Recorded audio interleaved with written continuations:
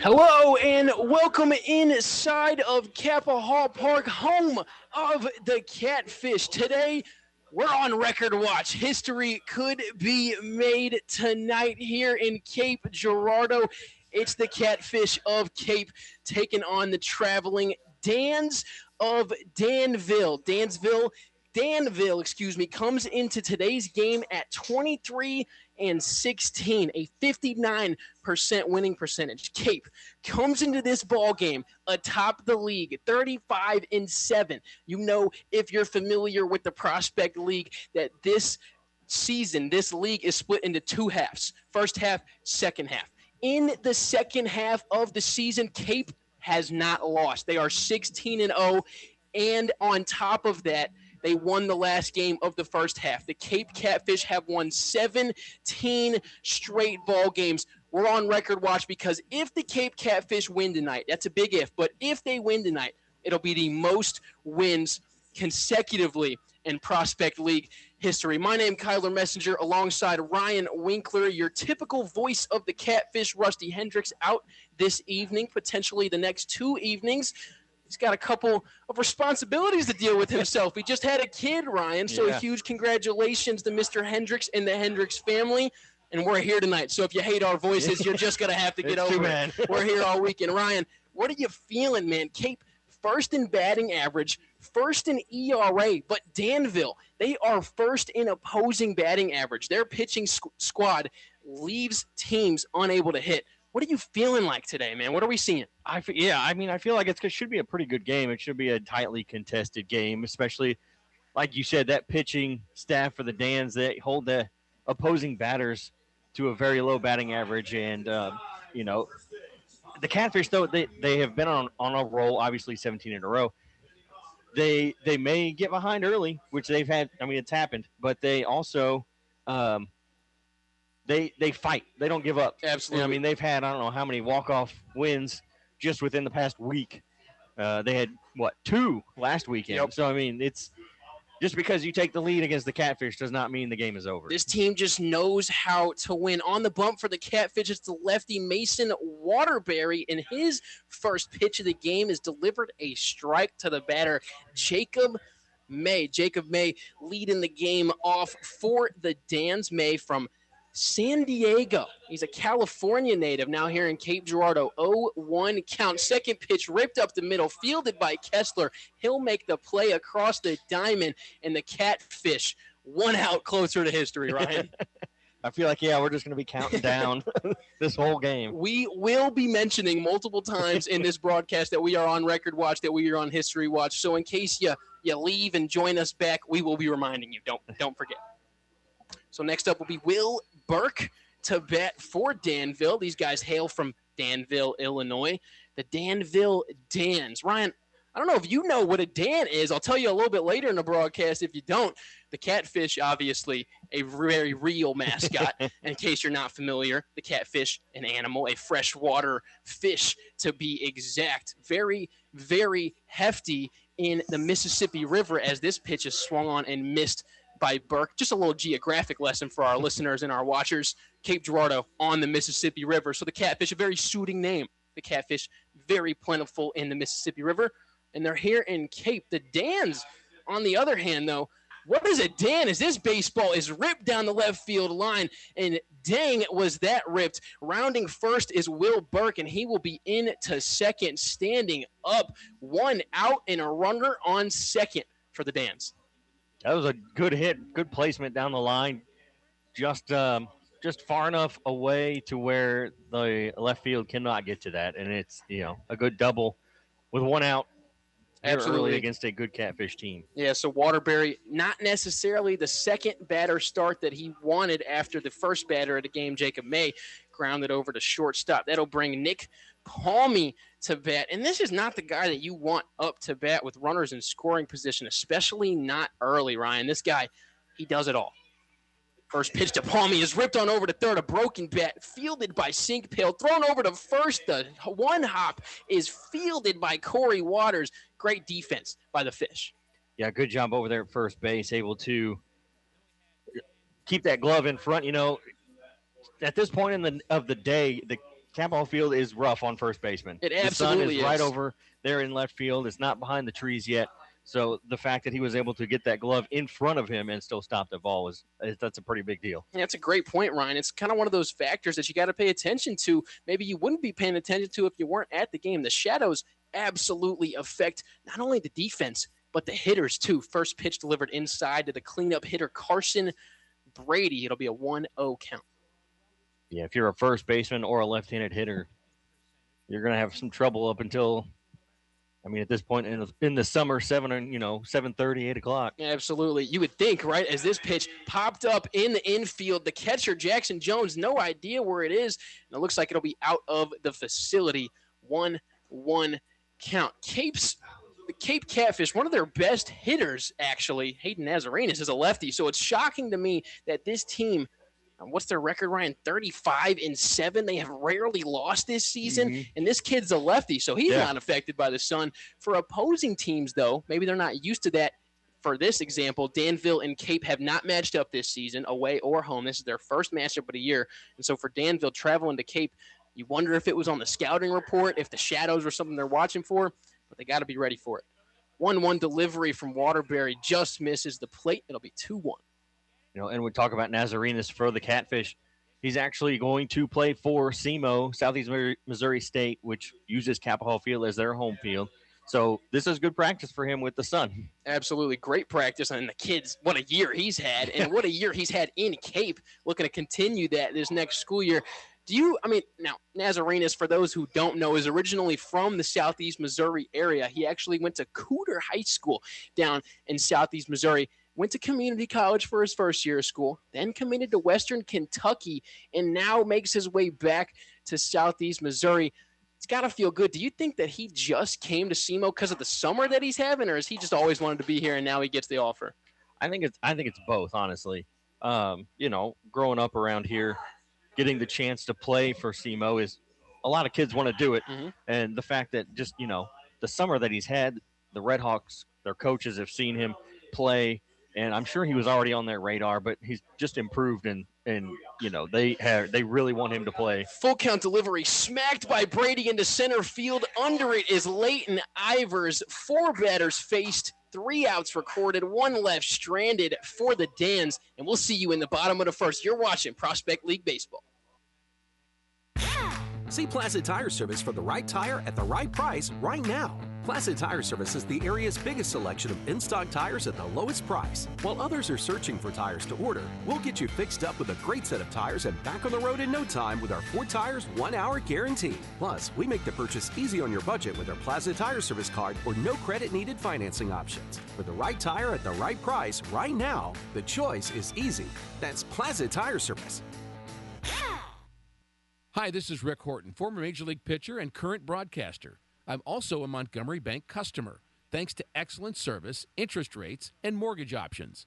Do you need money to remodel? A home equity line of credit could be just what you need. A HELOC from Montgomery Bank lets you tap into that equity for home improvements, vacation, college tuition, a car, or to consolidate debt. Put your home to work for you. Montgomery Bank, member FDIC, equal housing lender. This Cape Catfish broadcast is brought to you in part by Three Eagles Distributing, proud home of our distributors of the Anheuser-Busch family of beers in Southeast Missouri, including Budweiser, Bud Light, Michelob Ultra, Busch Light, and Stella Artois, providing refreshments all summer long at backyard gatherings, weekends at the lake, and Cape Catfish games. Three Eagles Distributing with locations in Cape Girardeau and Kennett, Missouri, and wishing the Catfish the best of luck this summer. Whether it's a long line at the amusement park, 45 minutes, waiting to get inside the club, or getting stuck at the DMV. Nobody likes to wait. Mercy is eliminating the wait for great health care. Our online tools mean you can get the care you need now. Mercy Now. More of what you need now. Visit mercynow.net.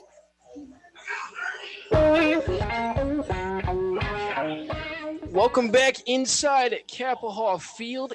In Cape Girardeau, Missouri, the Dans of Danville traveling all the way down to Cape and looking to spoil some history. Once again, if you're just joining us, the Cape Catfish are on a 17-game winning streak. They have won 17 straight ball games without a loss.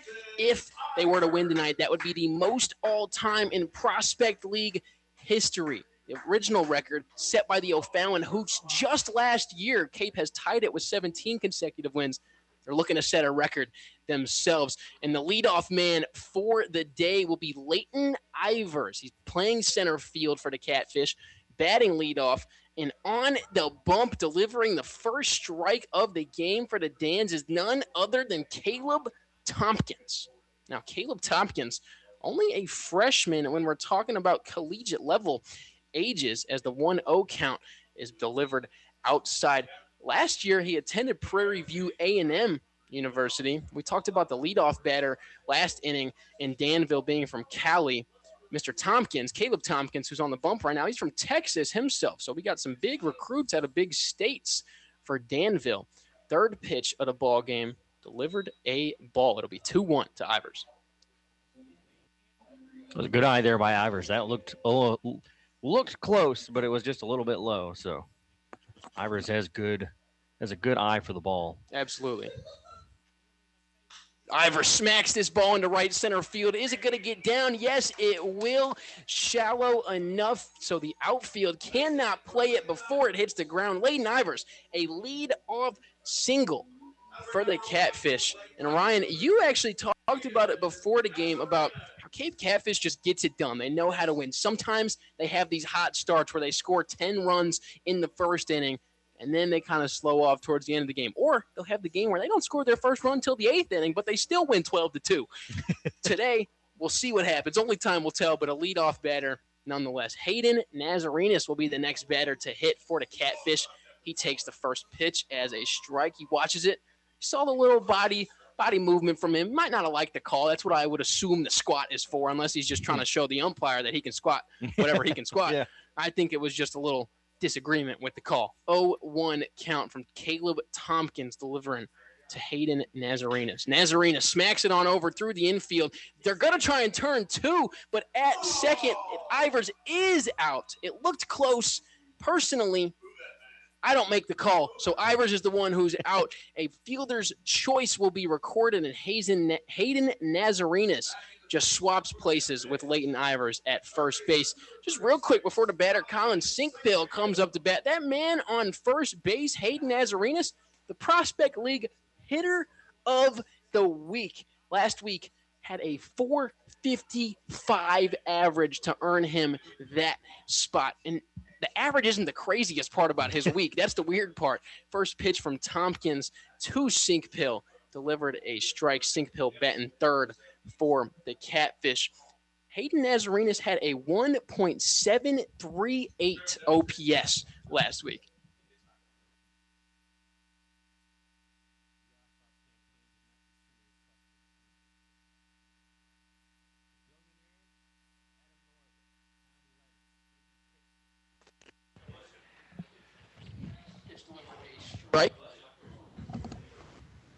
Pitch delivered a strike by Caleb Tompkins. It's a 0-2 count to Colin Sinkbill. Hayden Nazarenas, the batter on first, reigning Prospect League hitter of the week.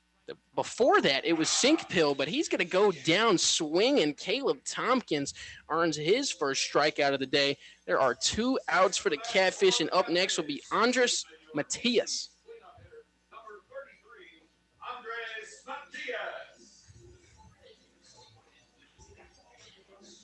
You know, talking about the hitting last week, Matias had a couple homers. Nazarenas obviously had a couple homers. Yep. This lineup, everybody has the threat to take one deep. I mean, there's nobody you can pitch around, or there's somebody you feel like you have to pitch around, because the next one up is going to have just as much of a chance to hit one over the fence as the guy in front of him. Yeah, Ryan, you're absolutely right. That's one of the reasons why this Catfish team is so strong. They just got the depth. I mean, even if you sub a guy in, he might take one deep, right? I mean, this team is deep all around. It's not just their hitters, too. The Cape Catfish lead the league in ERA as well with a 4.47 team ERA. That's best in the Prospect League. These guys got bodies all over that can play some solid baseball. Matias flies this ball into right center. It'll one-hop the right fielder, surrounding second into third. Standing up is Hayden Nazarenas. And a little single for Andres Matias puts runners at first and third. Yeah, nice little base hit out there in the right. Nazarenas running, obviously, with 2 outs, so he wasn't going to slow down anyway, which made it perfect. He's able to get into scoring position. Yep, the 2 hits for Cape so far have been bloop singles, but you take that, right? You'd absolutely take any piece of hitting that you can get. It's not like either of those were weak hits. I mean, they were right to the outfield, just not deep enough for the outfield to make the play. It's great hitting. And now with runners on first and third with 2 outs, you wonder what kind of situation goes on here defensively. Offensively, it's David Kessler, the shortstop, batting. Kessler takes the first pitch just a bit outside off the arm of Caleb Tompkins. Yeah, talking about, like you said, they're not weak hits. And the other thing is, everybody wants the home run. It's it's the flashy thing. Right. But base hits will still get you runs. It just takes a little bit longer. Games. Yeah, it takes a little bit longer to get those runs, but you'll get them.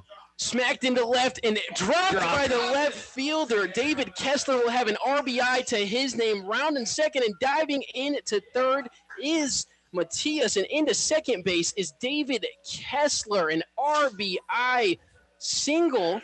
An RBI, it's an error, turned into a man on second for Cape Catfish. So you got 2 runners on, and Matias and Kessler on third and second. And Nazarenas just scored. It's 1-0 Cape's way.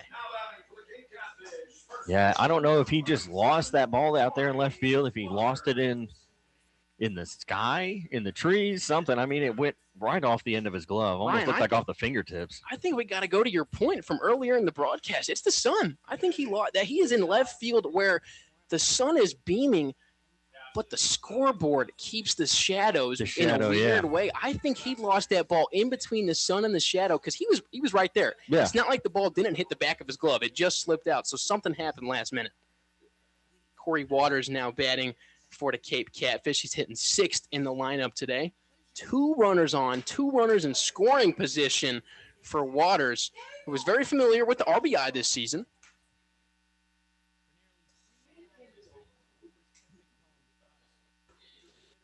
Oh, 0-1 delivery to Waters. Big swing and a big miss. It'll be 0-2. Man, Caleb Tompkins just sucks to see. I mean, you make it up in baseball, right? Plays are going to be made, mistakes are going to be made, and you're going to make up for them. But for Tompkins, the freshman, he was dealing. You had a couple hits given up. You would have liked to get out of the inning. He would really like to get out of the inning right now. Yeah, if he could have. Pitch in the dirt, but nothing hurt. If he could have gotten out of that inning and that pop fly, no runs given up after the way the Catfish threatened, it would have been huge. But, unfortunately, things happen in baseball where, like you said, you're going to have to make up for it later on. Things happen, and unfortunately, this has been a tale that has been told before for Danville. They're 20th out of 20th in this entire league in fielding percentage. So, unfortunately, for Danville fans, it's just something that happens maybe more often than other teams would see. Danville, like I said, 20th in fielding percentage this season. 1 error here early as Cape leads 1-0. 2-2 count to Corey Waters. Just the delivery from Tompkins. Waters stays alive with 2. They just got a piece of that one. Able to fight it off, get another chance here.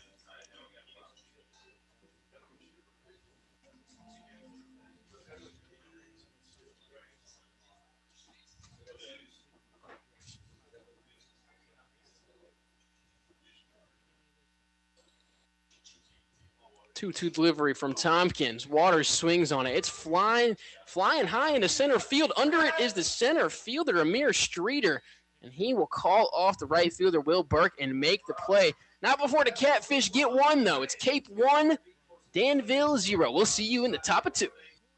Whether it's a long line at the amusement park, 45 minutes. waiting to get inside the club, or getting stuck at the DMV. Nobody likes to wait. Mercy is eliminating the wait for great health care. Our online tools mean you can get the care you need now. Mercy Now. More of what you need now. Visit mercynow.net. See Plaza Tire Service for the right tire at the right price right now. Plaza Tire Service is the area's biggest selection of in-stock tires at the lowest price. While others are searching for tires to order, we'll get you fixed up with a great set of tires and back on the road in no time with our 4 tires, 1 hour guarantee. Plus, we make the purchase easy on your budget with our Plaza Tire Service card or no credit needed financing options. For the right tire at the right price right now, the choice is easy. That's Plaza Tire Service.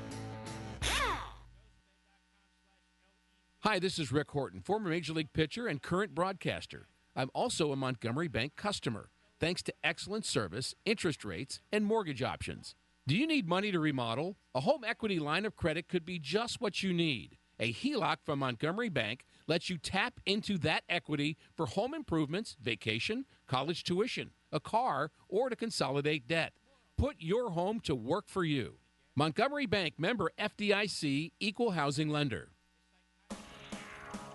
This Cape Catfish broadcast is brought to you in part by Three Eagles Distributing, proud home of our distributors of the Anheuser-Busch family of beers in southeast Missouri, including Budweiser, Bud Light, Michelob Ultra, Busch Light, and Stella.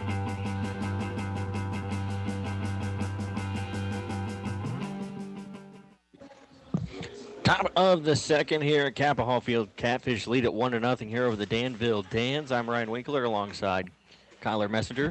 As leading things off here will be Mason McReynolds, the designated hitter for the Dans.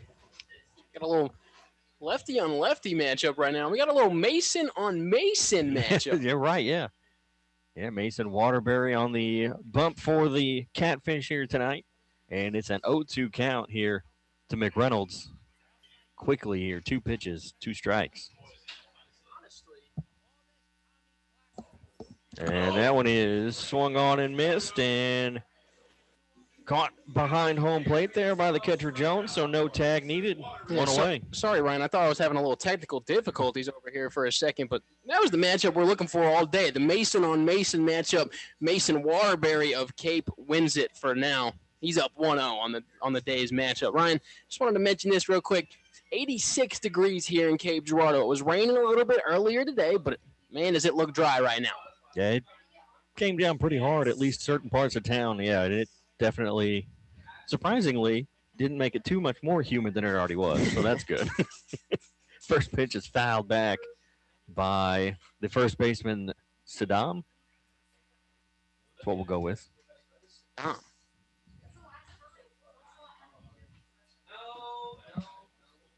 That one will miss. 1 ball, 1 strike. Base is empty, 1 away. As Waterbury will come set here, the 1-1 will miss just a little bit high for ball 2, 2-1. Waterbury comes into this game with a 5.4 ERA on the season. He's 1-0. That one's a pop fly out into left field. Coming in to make the catch and put it away is Dorinsky. So 2 down here in the top of the second. 2 batters, 2 outs. It's pretty efficient so far.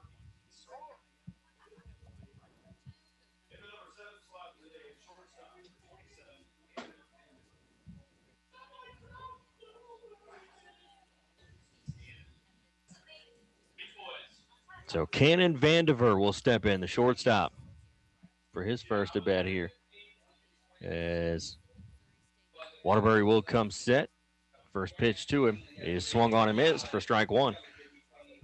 On that last pop out, it's pretty shocking to see no air in left field by Cape. The sun messing with Dansville in the first. In the last frame, Cape learning from the mistakes of the other team, making sure that they came out with that win.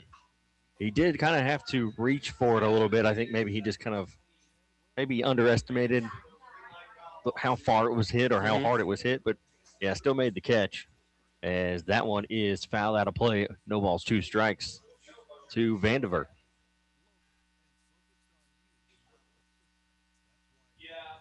Random tidbit of information here, but Vandiver, actually the name of one of the buildings on the SEMO campus where Hayden Nazarenas will be going. Now, I very highly doubt that Hayden Nazarenas will be living in Vandiver building, which is a living facility for SEMO students. I myself a SEMO student, which is why I know that random information. But, well, cool. This kid, Cannon Vandiver, plays for the Danville Dans, coming here to Cape Girardeau.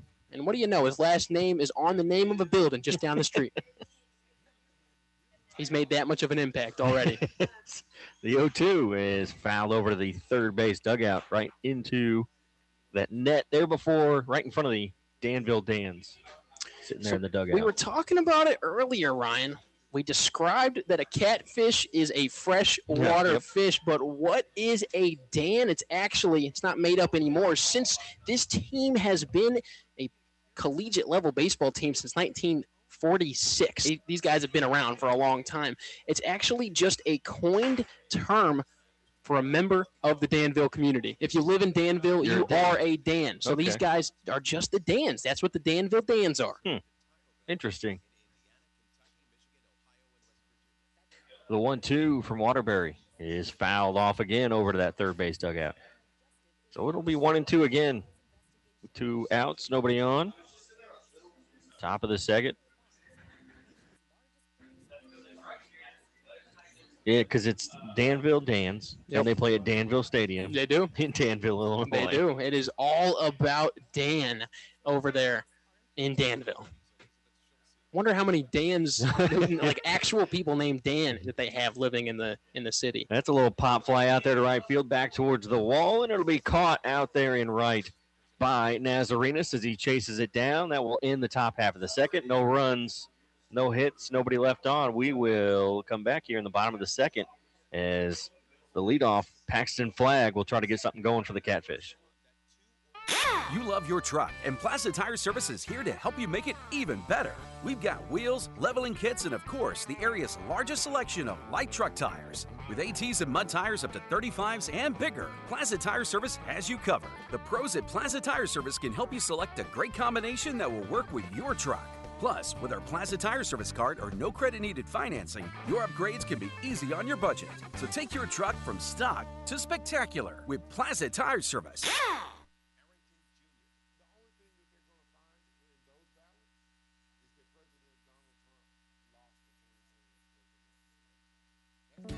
Hi, this is Rick Horton, former Major League pitcher and current broadcaster.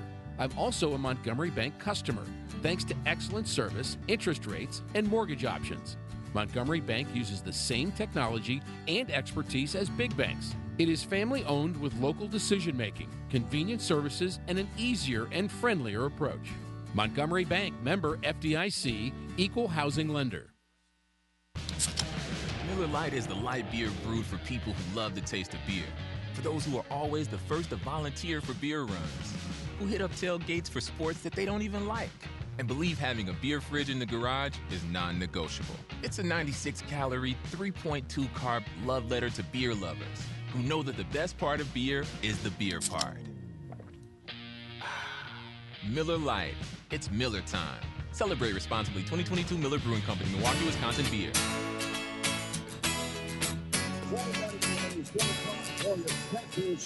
Designated hitter number 28. So Paxton Flagg will lead things off here for the Catfish in the bottom half of the second, as the Catfish already lead 1-0.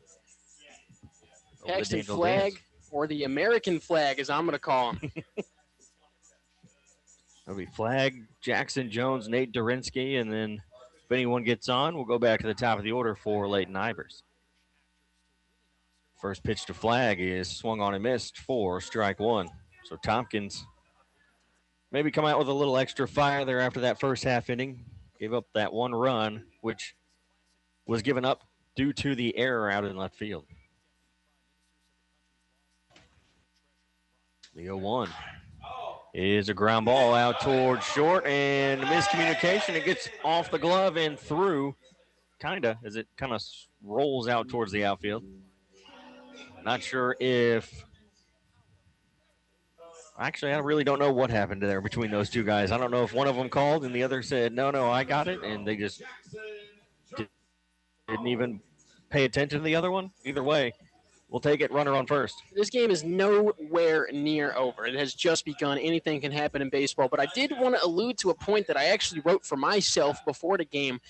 No, you can believe me or not, but I got it written right down to me. Keys to the game, if Danville were to win, they would need to have a perfect defense game. This team 20th, as Paxton Flagg is going to go ahead and steal. The throw was there on time, but the slide knocked it out. Yeah, went off, kind of threw it off to the right side there, the catcher for the Dans, as it pulled him off the bag, and he still couldn't get to it. It went off his fingertips and out into the outfield. So they'll go ahead and going to give Paxton Flagg the stolen base, I guess. Yeah, I mean, it was a good throw by the catcher, J.J. Basinger. All that my point was just to make that Danville does make errors, and it's proven by the stats. They are last in the league in fielding percentage, and here in the second, they got 2 errors already. They need to clean it up for the rest of this ball game. But there is time, Ryan. There is absolutely time. You get the crinkles, you get the mistakes out early, and you smooth them out for the rest of the game. Danville's got this. Yeah, 2 balls, no strikes here to Jones. After the stolen base by Paxton Flagg, it is an official stolen base. As he'll look back at second base, big lead there. As Jones will pop this one up into shallow center field. As the second baseman will get under it, make the catch. Palmy said, I'm not going to let this one get away this time. So 1 away, and Nate Durinsky will come to the plate. Durinsky had a couple homers, I think, on the year. If I can pull up the stats here. Hate to beat you to it, Ryan. Yeah, go ahead. 5 homers on the year for Nate Durinsky, who goes to Seton Hall University. Durinsky, one of 3 Seton Hall baseball team members on this Cape Catfish summer squad. That first pitch to him will miss low. You're down in the dirt, so that runner out there scoring position in Paxton Flagg. As Durinsky will try to move him around, pick up another run here in the second. 1 on, 1 out, and the 1-0 as Tompkins checks the runner at second. That's a ground ball over to third, a fair ball picked up, throw over, and it's in time, but it pulled the first baseman off the bag. Saddam could not keep his toes on first base, and it'll be runners at the corners with 1 away as Flagg moves over to third base. How about the effort from Brady over at third? Makes the backhanded play, throws it with a hard enough velo over to first to get the out in time. It's just an unfortunate situation. First baseman thought his foot was on. Throw was a little off target, so he misses it. It's unfortunate for the Dans. Yeah, so Ivers will step to the plate. He's 1 for 1, and that's going to be 2 for 2 as that'll get down for a base hit. A run will score.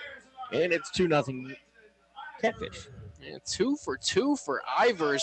Had the bloop single in his first at-bat over to right center. Now he pulls the ball, so he's working all aspects of the baseball field here early. Catfish up 2. And that'll bring up Hayden Nazarenas, the right fielder, the local hero, I guess you would say. He was on the all-star team, and like Tyler said earlier in the game, hitter of the week last week for the Prospect League. Yep. Or I guess technically, you would call it this week. The stats are from last week. Yeah. But he earns it for this week. Yeah, exactly. Yeah. Look, I'm not biased here. I'm an unbiased sports media member currently, but I do go to SEMO. And Ryan, let me just tell you something. I am excited to watch some more baseball from Hayden Nazarenas. I wish all of these guys could come and play SEMO. You know, you fall in love with the game. You fall in love with the team. You love watching them. And how could you not? They got 17 straight wins. But I'm excited for Nazarenas baseball. That's all I got to say. SEMO baseball, no more. It's just Nazarenas baseball. Just Nazarenas baseball. That one's, I guess he foul tipped that one off. 0-2. And we're talking about SEMO baseball, so I'm going to do it. I'm going to break out the MLB draft picks from the 2026 MLB draft. If you're familiar with it, it did just occur. A SEMO Red Hawk was drafted. The SEMO Red Hawk, who was drafted, formerly played for the Cape Catfish. He also most recently played for the Burlington Bees. Ryan, do you know who that man is? No hard feelings. If not, I just wanted to play some trivia so we can entertain our viewers. The let's see, is it? He's a brand new member to the SEMO squad this last season. He played 1 year with SEMO. He was just drafted. Was it Henny? It was not Henny. Henny was drafted in the 6th round. Was it Klein? It was Klein. Yeah. Caleb Klein, the SEMO center fielder who played Cape Catfish ball last summer, then came to Cape Girardeau and was then drafted. Could we see a similar path for a player like Nazarenas? You play Cape Catfish ball in the summer, you go play SEMO ball, and then you get drafted. Who knows? Yeah. But maybe the pipeline is there. 2 balls, 2 strikes. The 2-2 pitch is lifted, foul, and it's going to get out of play. I had Klein. That was going to be my first guess, and then I thought maybe not because I think the Burlington Bees thing kind of threw me off. You're absolutely right, though. Owen Henny, the Cape Catfish man who was drafted in the 6th round. Now, Caleb Klein was drafted in the 15th round. Owen Henny drafted in the 6th round. He's a local hero. He's drafted by the St. Louis Cardinals. Yeah. How about that? And then, obviously, you can't forget 2nd round pick as the 2-2 is low for ball 3. No, you can't. I mean, Caden Bogenpole. Yeah, the kid from Jackson. Jackson played for the Catfish. Kid. He is the highest Catfish draft pick. Yeah. 2nd round, like you said, was drafted 64th overall by the Phillies, the Philadelphia Phillies, who just hosted the MLB All-Star game. They get themselves a young and upcoming All-Star. 3-2. That's going to be – it gets through the middle. Out in the center field, 1 run will score, and they're going to go ahead and hold the runner at 3rd. So it'll be runners at the corners with 1 away, and it's 3-0. 2 runs here in this inning. And what a hit there from Mr. RBI, Hayden Nazarenas. Fantastic piece of hitting. You saw the runners going. Nazarenas hits the ball right at the second baseman. He hits behind the runners. If that second baseman was not covering the bag, that's a ground out. Yeah. But he is, and that is situational baseball. There's a lot of reasons why the Catfish have 17 straight wins and why they've only dropped 7. But, man, it's just these guys just know how to play ball, man. They get it done. And that's another thing. That's why Nazarenas has been picked up by SEMO. You know, he also has a very good eye for the ball. He can push the ball basically where he wants it to go, and that's exactly what he did. That second baseman, just enough out of the way for that ball to get through. Absolutely. So Nate Durinsky scores on that play. On 3rd is Leighton Ivers, and on 1st, Hayden Nazarenas. Up to bat will be Colin Sinkpill. Throw over to 1st, but it's not in time, which there's 1 out. And, you could try to get this guy over at 1st, but I don't know. That runner at 3rd, I don't know if I'd try to throw over too many times. Me personally, I got to focus on Colin Sinkpill. This kid's an all-star. He just made the all-star game. 2 weeks ago, he was the Prospect League Hitter of the Week, and he had a 600 batting average. I don't have the exact number on me right now. But Colin Sinkpill, the Cape Catfish, had back-to-back Prospect League Hitter of the Weeks. One of them's on first base, who's the current Hitter of the Week, and the man up is the reigning Hitter of the Week. These guys just got ball players all through the lineup. Yeah, the 1-0 to Sinkpill, swing and a miss for strike 1, 1-1. It's a big swing. Yeah, he was trying to take that one out deep into the outfield there. You could tell. You can always tell when the guy's got an open stance and that front foot is almost touching the plate after. They were just a little antsy. Tompkins will come set as that'll miss inside for ball 2, 2-1. Tompkins, obviously there's been a couple errors in the inning, but also Tompkins kind of struggling here in the 2nd inning. He needs to get himself out of this. And he could have had no runs in the 1st. That's the part that just sucks. He could have had that start of the game. He could have started the game stronger. Not his fault that he doesn't, but he could have started it stronger, and that would have led the momentum in a different way. So for Tompkins, you got to just deal with it. You got to keep dealing. And, sometimes, too, when you're a pitcher, that 1 run there in that 1st inning to start it off, a lot of pitchers will get in their own heads. That's a good pitch, though. That's in there for a strike. 2 balls, 2 strikes. Nice breaking ball there. And I don't know this kid Tompkins, but he's young. He's a freshman. Yeah. Sometimes you just learn once you're a junior how to get in your head less and how to stay through those adversity moments. this is a learning opportunity for all summer baseball. Tompkins going to be a great player. It's a great opportunity for him to keep dealing. 2-2 count now to Sinkville. Oh, that's going to get him in the back. So, unfortunately, Ivers is going to have to stay over there at third base. He was ready. But the bases will be loaded with one out. And we're going to get time called as they're going to have a meeting on the mound here.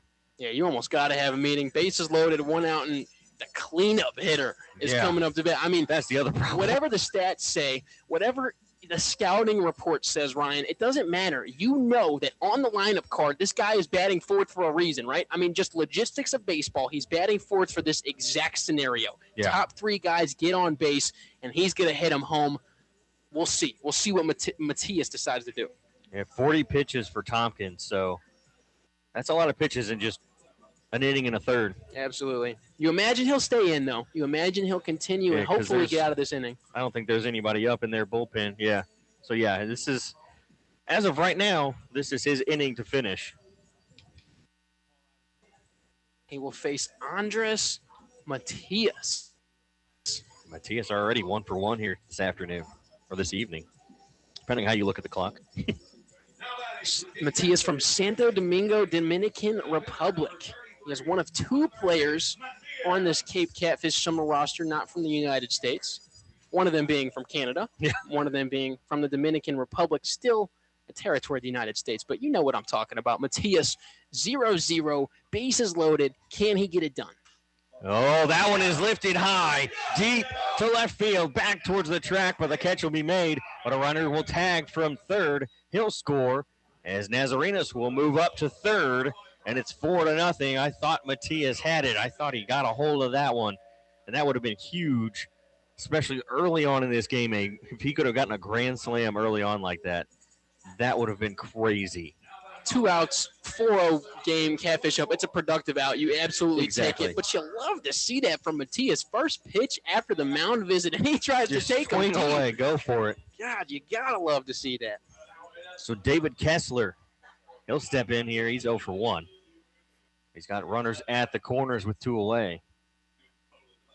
And the first pitch to him is a grounder back up the middle and not handled well by the shortstop, but is able to recover, flip to second to end the inning. And we will go to the third. The Catfish lead it 4-0 here early over the Danville Dans. We'll be back after this. Hi, this is Rick Horton, former Major League pitcher and current broadcaster. I'm also a Montgomery Bank customer, thanks to excellent service, interest rates, and mortgage options.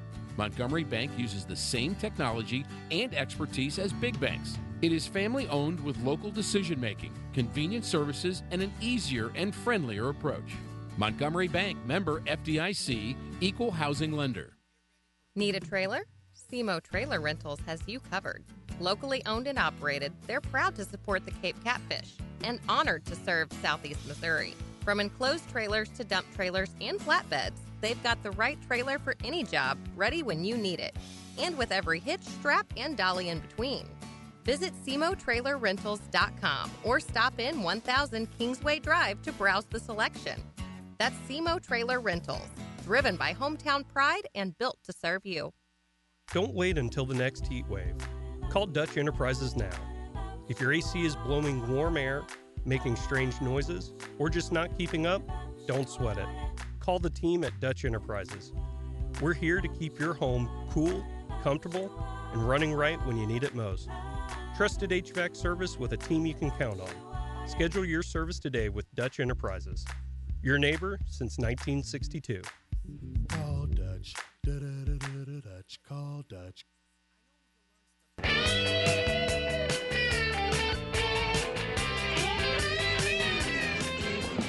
Welcome back inside Kappa Hall Park. We apologize for the couple of technical difficulties on the audio side. We're trying to work through it. I know I can hear it too. I'm sorry, you guys, but we're just going to keep working. My name is Kyler Messenger alongside Ryan Winkler, your typical voice of the Catfish. Rusty Hendricks out on paternity leave this weekend, so we're taking over. Catfish lead 4-0 here, entering the top of the third. Mason Waterbury, the starting pitcher, still dealing, and he gets a first pitch strike to J.J. Basinger. Yeah. And now, here in the top of the third, a little bit early, but that's just what we needed. The fourth inning / third inning. President Chat with President Glenn Campbell, presented by Coalfield Distributing, as this pitch is smacked into center. Under it is Ivers. Looks like he knows exactly where it is, and he does just that. Mr. Campbell. How are you, brother? I'm fantastic, man. It's a great day of baseball, and we're on record watch today. How are you, my friend? I'm doing good, man. Appreciate you being here, stepping in for Rusty. Rusty, congratulations out there if you're listening, man. Your family, beautiful family. I saw the pictures. Appreciate that, man. We're trying to win it for you tonight, man. But we look good. I tell you, this team over here is good. Danville's really good. They're playing for first place. So we got to work it out for us. But I do like a 4-run lead. Absolutely. How could you not? And it's early. It's early. A lot of baseball left. Our guy up here, Waterbury, it's funny that his nickname is Whataburger. That's what the players call him. Again, I love it. I mean, Whataburger, that's one of my favorite burgers. Well, thank you for letting me know that. Yeah, that's his nickname. Yeah, Whataburger. But I don't know if his family's going to love that, but I love the nick. Hey, you know how summer baseball is, right? Everybody gets nicknames, gives nicknames. But all right, Coach. Well, with that, let's ask you a question. Yep. Who's got a funny nickname on the team? Give us some insight that we might not know. Who's got a cool nickname? Well, Muldoon that pitched last night, 17s, they call him Dooner. That's a good one. Okay, I like it. You know, Wooters, it's actually pronounced Waters. So they just call him Woot. So, I mean, Woot. We ought to have a nickname TikTok or something so we can figure that out. So just tell me about this team, this environment. You guys got the TikToks, you got the social media going, you guys got everything, and you're atop the prospect league in the regular season. You're defending champs. What does it mean to be a part of Cape Catfish? It's I think we'll go 2-1 pitch here. This one that looked misses. Good. Just high. You know, I think when people come in here, they know that we treat the kids well. The community treats the kids well. You're going to have fans out here. There's 800, 900 people out here tonight. We play baseball to win. We don't always win, but we play it to win. Come on, baby. There we go. Streeter fouls this ball right to Woot. Under it is Waters or Wooters. Wooters, I call him Woot. I love it. 2 outs. There we go. But I think kids come here. They come here to play baseball. You look at this. You look at this lineup right here. We have 13 position players. Every one of them want to play 6 games. Other teams, guys want a day off. They want to take 2 days off. These guys want to play every day. So the guys that are on the bench right now sitting, they're mad. And I love that. That means we've got the right players. And our pitchers have been amazing. First half was amazing. These guys, like a Waterbury coming in the second half, he's been amazing. The Dooner, 0-0 pitch, 2 outs here. He's off speed on the first pitch. He's. I tell you what, he's throwing well. And you know, but it's. I think they know. You know, these fun jerseys, these fun nights. We feed these guys well. We take care of them. At the end of the day, that we want to be the best team in the league in everything. May grounds this ball over to Matias at second. He'll toss it on over to first. And 3 up, 3 down. That's not bad. That's all about you, Mr. Campbell. I doubt it. But I'll stay for the bottom of third. Let's do it. 4-0 Catfish. We'll see you in the bottom of the fourth. Ryan Winkler, Kyler Messenger, Glenn Campbell. We'll be right back. You love your truck, and Plaza Tire Service is here to help you make it even better. We've got wheels, leveling kits, and of course, the area's largest selection of light truck tires. With ATs and mud tires up to 35s and bigger, Plaza Tire Service has you covered. The pros at Plaza Tire Service can help you select a great combination that will work with your truck. Plus, with our Plaza Tire Service card or no credit needed financing, your upgrades can be easy on your budget. So take your truck from stock to spectacular with Plaza Tire Service. This Cape Catfish broadcast is brought to you in part by Three Eagles Distributing, proud home of our distributors of the Anheuser-Busch family of beers in southeast Missouri, including Budweiser, Bud Light, Michelob Ultra, Busch Light, and Stella Artois, providing refreshments all summer long at backyard gatherings, weekends at the lake, and Cape Catfish games. Three Eagles Distributing with locations in Cape Girardeau and Kennett, Missouri, and wishing the Catfish the best of luck this summer.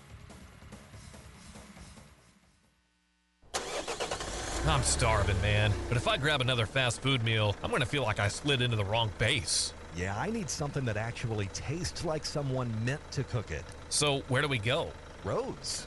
Rhodes? The gas station? The convenience stores, my guy. They feed the whole Cape Catfish team every game. If those dudes trust it, you know it's a home run. Snackatizers that hit the spot. Crispy fried chicken and fish, pulled pork on a sweet Hawaiian roll, baked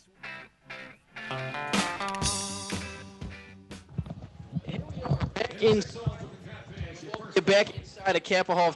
We're here with the president, Glenn Campbell. We're having a couple technical difficulties with the audio. It's going to cut it now, and then once the inning gets started, we're going to be cool. So we do apologize for that. Mr. Campbell, take it away. I love it, man. Hey, I apologize. We didn't cut the mic soon enough. We had a little conversation here, so if you heard a word you weren't supposed to, that's on me. The FCC probably will fine me or something. But this team is fun to watch. There's a ground ball, 2 hopper to third. Let's see what happens. Nice play.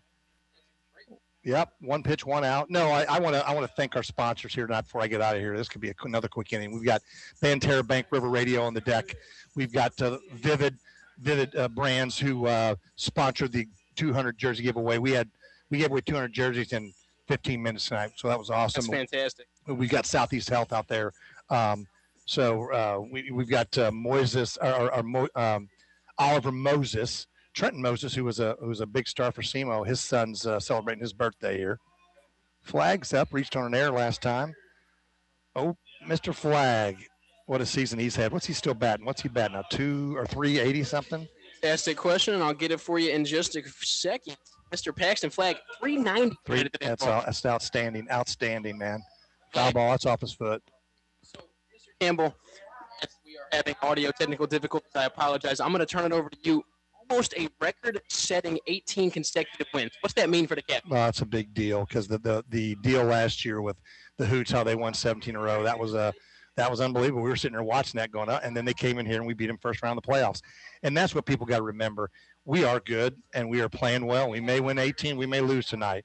We may win 20. Who knows? But I can tell you this. So here's a high pop up into the infield. Under it is the third baseman of the Dans. 2 outs. Plays mate. And but in the playoffs, man, it's 1 game, and that's how these playoffs are. So we can go in the playoffs. Somebody's going to save a great pitcher for us game 1. We're going to try to save our best. And, the best man wins. And not the best team doesn't always win this prospect league. It doesn't. There's no doubt in my mind. I think we are the very best team this year. There wouldn't be a GM that would argue with us. But we get into the tournament. Doesn't matter, man. So we just want to keep winning. Give these guys credit. That ball is nope. It's going to hang. Yep. And it's going to be caught and left. Another quick inning. 3 up, 3 down. Well, good. I got my inning over quick. But I do want to thank our sponsors before we go to break. Yep. What a great job they've done all year long. We've got Cofield Distributing and 3 Eagles. They're supplying the beverages tonight. Coca-Cola has been awesome. Banterra Bank's been outstanding again. They're here tonight. So it's been a Rhodes convenience stores. A lot of our food vendors, man, that I'd like to visit up here about. You got Mary Jane's has done a great job for us. So many sponsors I like to mention each night. But, man, I appreciate you stepping in. Have a great rest of the night. Thank you, sir. I'll get off here. We appreciate you for stepping in. Catfish on Record Watch. President Glenn Campbell. That was a President Talk. We appreciate you very much, Mr. Campbell. And it is just the solo voice back here. Catfish still leading 4-0 heading into the 4th. We'll take a quick break and be right back. This Cape Catfish broadcast is brought to you in part by 3 Eagles Distributing, proud home of our distributors of the Anheuser-Busch family of beers in Southeast Missouri, including Budweiser, Bud Light, Michelob Ultra, Busch Light, and Stella Artois, providing refreshments all summer long at backyard gatherings, weekends at the lake, and Cape Catfish games. 3 Eagles Distributing with locations in Cape Girardeau and Kennett, Missouri, and wishing the Catfish the best of luck this summer. Whether it's a long line at the amusement park, 45 minutes, waiting to get inside the club, or getting stuck at the DMV. Nobody likes to wait. Mercy is eliminating the wait for great health care.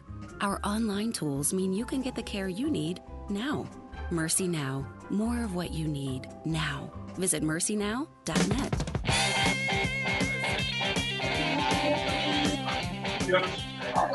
Welcome you back inside of Capitol Hall Park here with Ryan Winkler. I am Kyler Messenger. We've had a couple of technical difficulties early here with the audio. We apologize. The great Rusty Hendricks would have never had these problems, but what do we do? So Mason Waterbury still on the mound. He's been dealing, has given up no runs and only 1 hit. Leadoff batter for the Dans is none other than their number 2 hole hitter, Will Burke. Burke 1 for 1 today with a double. Let's see what he decides to do with an 0-1 count. Waterbury up early. That was a fast 3rd inning. It was. Swing by Burke. It'll be 0-2. Just so the fans know a little bit, Ryan, we were talking to Glenn Campbell on the mic. You went down to get a snack, and by the time you were back, the third inning was already done and the fourth had started. That's how quick the inning was. Here's a slow grounder on over to Sink Pill at third. He will Nolan Arenado-esque throw on over to first. Not in time as the speedster Will Burke earns himself an infield single. Yeah, just a little bit too late, but yeah, Burke, a lot of speed there running down that line, and wow.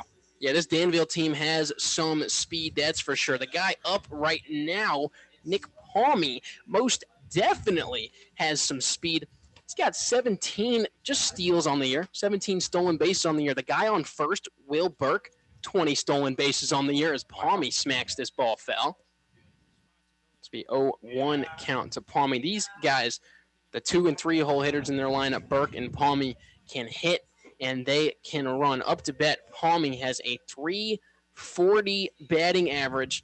Like I said, 17 stolen bases. Here's the kicker for Mr. Nick Palmy, though. He leads this team in triples with 9. He's got 9 triples on the year. Wow. And I wonder what he went out to go switch here. I wonder if it was a I think he broke his bat. If he got it. Makes more sense here in, as you're familiar with, joining us on the Prospect League, the Wooden Bat League. They're all playing wooden bats, preparing for the pros. We talked a little bit about playoff ball with the president, Glenn Campbell, as an 0-2 count is what Nick Palmy faces. The Cape Catfish, well, let's explain playoff ball a little bit. In the Prospect League, you earn a clinched playoff spot if you win, if you're the best record in the first half of the season, and then you can earn a playoff spot if you have the best record in the second half of the season. In Cape's division, Cape is going to win the division in the first half and the second half. So the second playoff team in the South Division will be the second place team in the latter half of the season. Once this regular season, you could say, ends, the playoffs will begin. On August 2nd is when the playoffs begin. That is when the first round will occur. They'll have an off day the next day, August 3rd, and whoever wins on the 2nd will play on the 4th in the conference championship. That is the semifinals, you could say. You'll take another off day, and then on August 6th will be the start of the championship. Here's how the championship works here in the Prospect League. It's a best-of-3 series. All the playoff games are win-1. It's just a single elimination. But in the championship, it's best-of-3. This pitch is going to be delivered right back to Waterbury. He'll make the play, spin, and toss on over to first. Palmy was hustling, but Waterbury gets to out. 1 out recorded, 1 man on. And Carson Brady will be the man to bet. You know, we talked about Waterbury being a lefty and, hit a throw over there to first earlier. I've said it before with Rusty, but I'll say it with you. I hated being on first base with a left-handed pitcher. Really? Because they can lift their leg, but they can either go home or they can still step to first. Yep. And that's the worst when you're a base runner because you don't know what they're going to do. You're absolutely right. That was a difficult play for Waterbury to have to spin around that. Just the logistics of him being a lefty as this pitch is smacked into the air. It's high, and it looks like Matias is under it. He has to reach over to make the play, and he does just that. 2 outs recorded here for the Catfish in the top of the 4th. I'm going to bring up none other than Mason McReynolds, who struck out in his last at-bat. The lefty-lefty matchup, and if you remember correctly, this is the one, the only Mason-on-Mason matchup. Mason Waterbury facing Mason McReynolds. It's cinema. And I am tuned in. Mason comes set. Pitch to Mason. Delivered high. It's McReynolds to bat and Waterbury pitching. Yeah, Waterbury got the best of the first one. Struck him out. Waterbury's gotten the best of the day on just about every batter on the Danville roster. He has been dealing. Second pitch delivered high and tight. 2-0. Just that one hit in the first 3 innings, and then they 1 hit this inning. So just 2 hits on the day, on the night for the Danville Dans. Yep.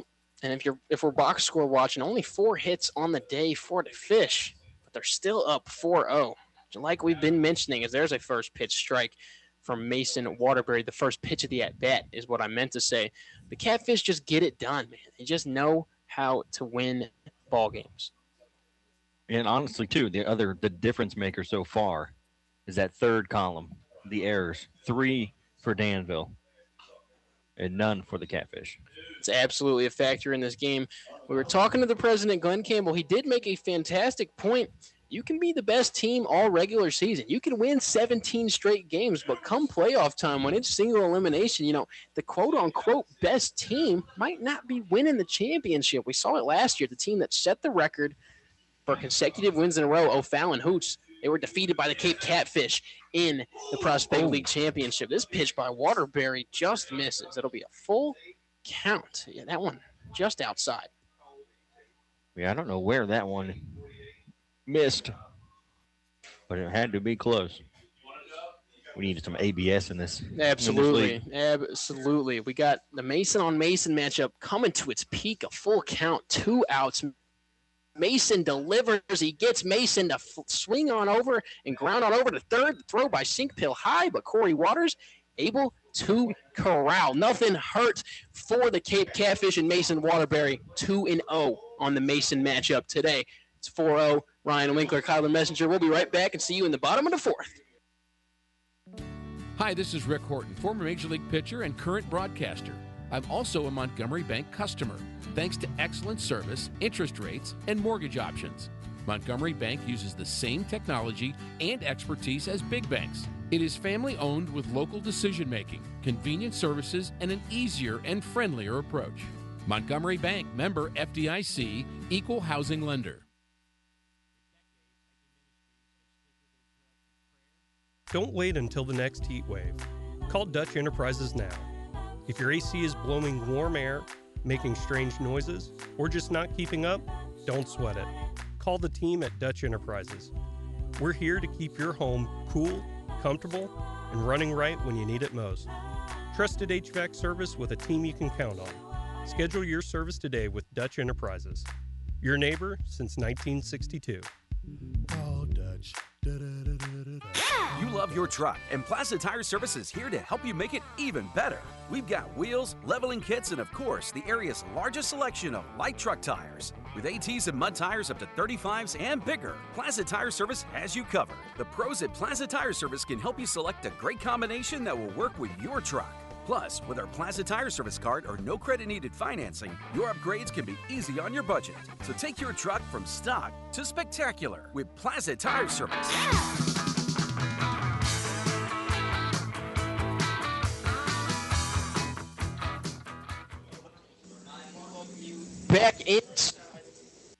Welcome back inside the broadcast booth here at Capitol Hall Field as the Catfish lead it 4-0.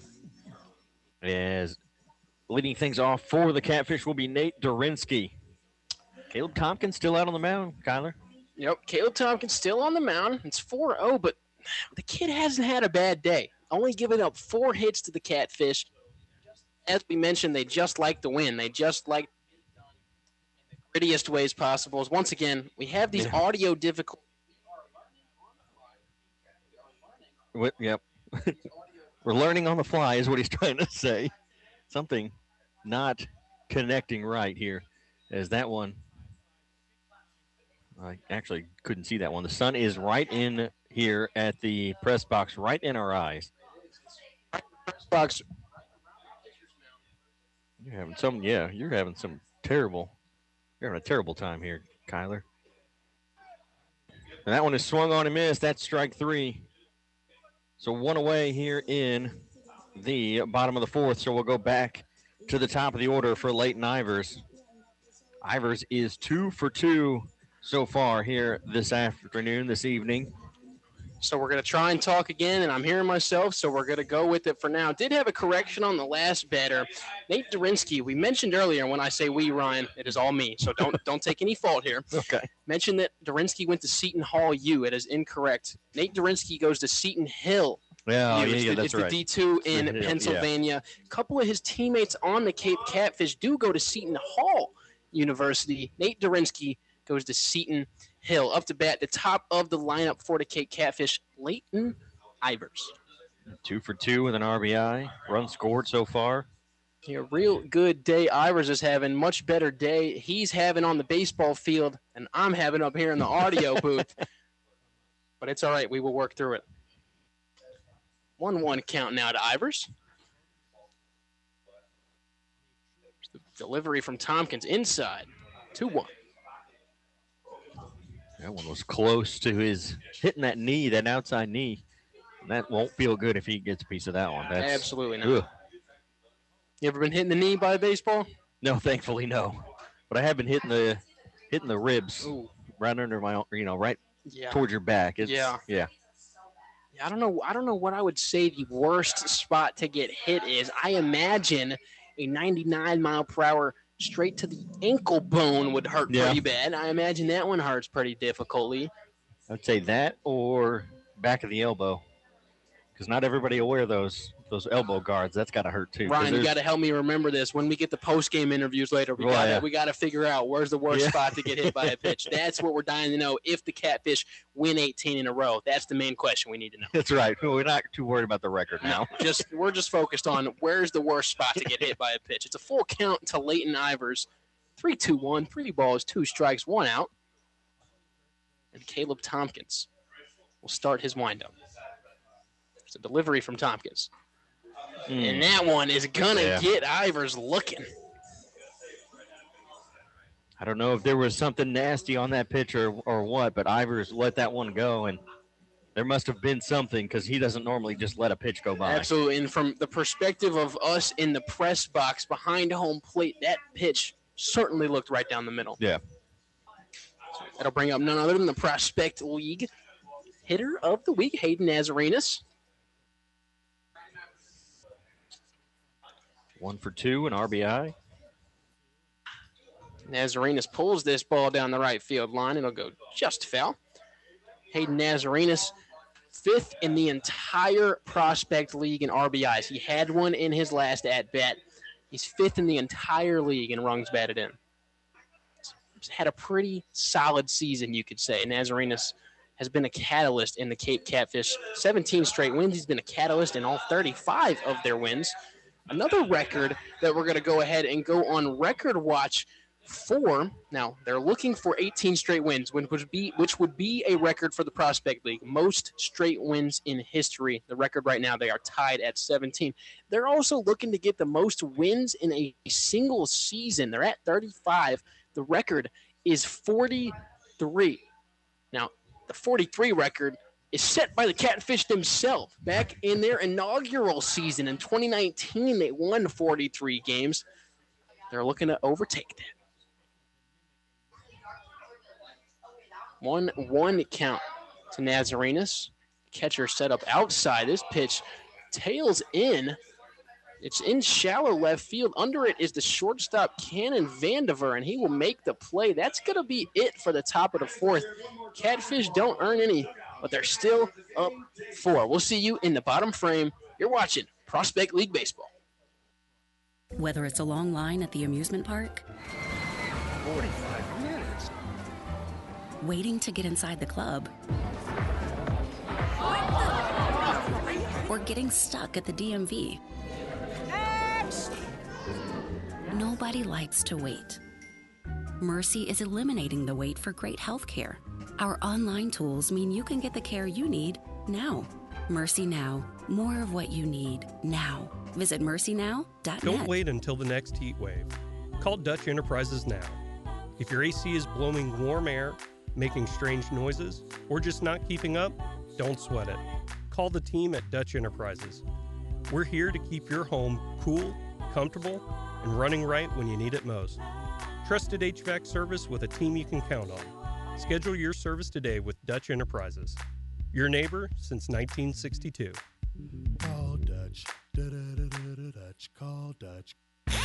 See Placid Tire Service for the right tire at the right price right now. Placid Tire Service is the area's biggest selection of in-stock tires at the lowest price. While others are searching for tires to order, we'll get you fixed up with a great set of tires and back on the road in no time with our 4 tires, 1 hour guarantee. Plus, we make the purchase easy on your budget with our Placid Tire Service card or no credit needed financing options. For the right tire at the right price right now, the choice is easy.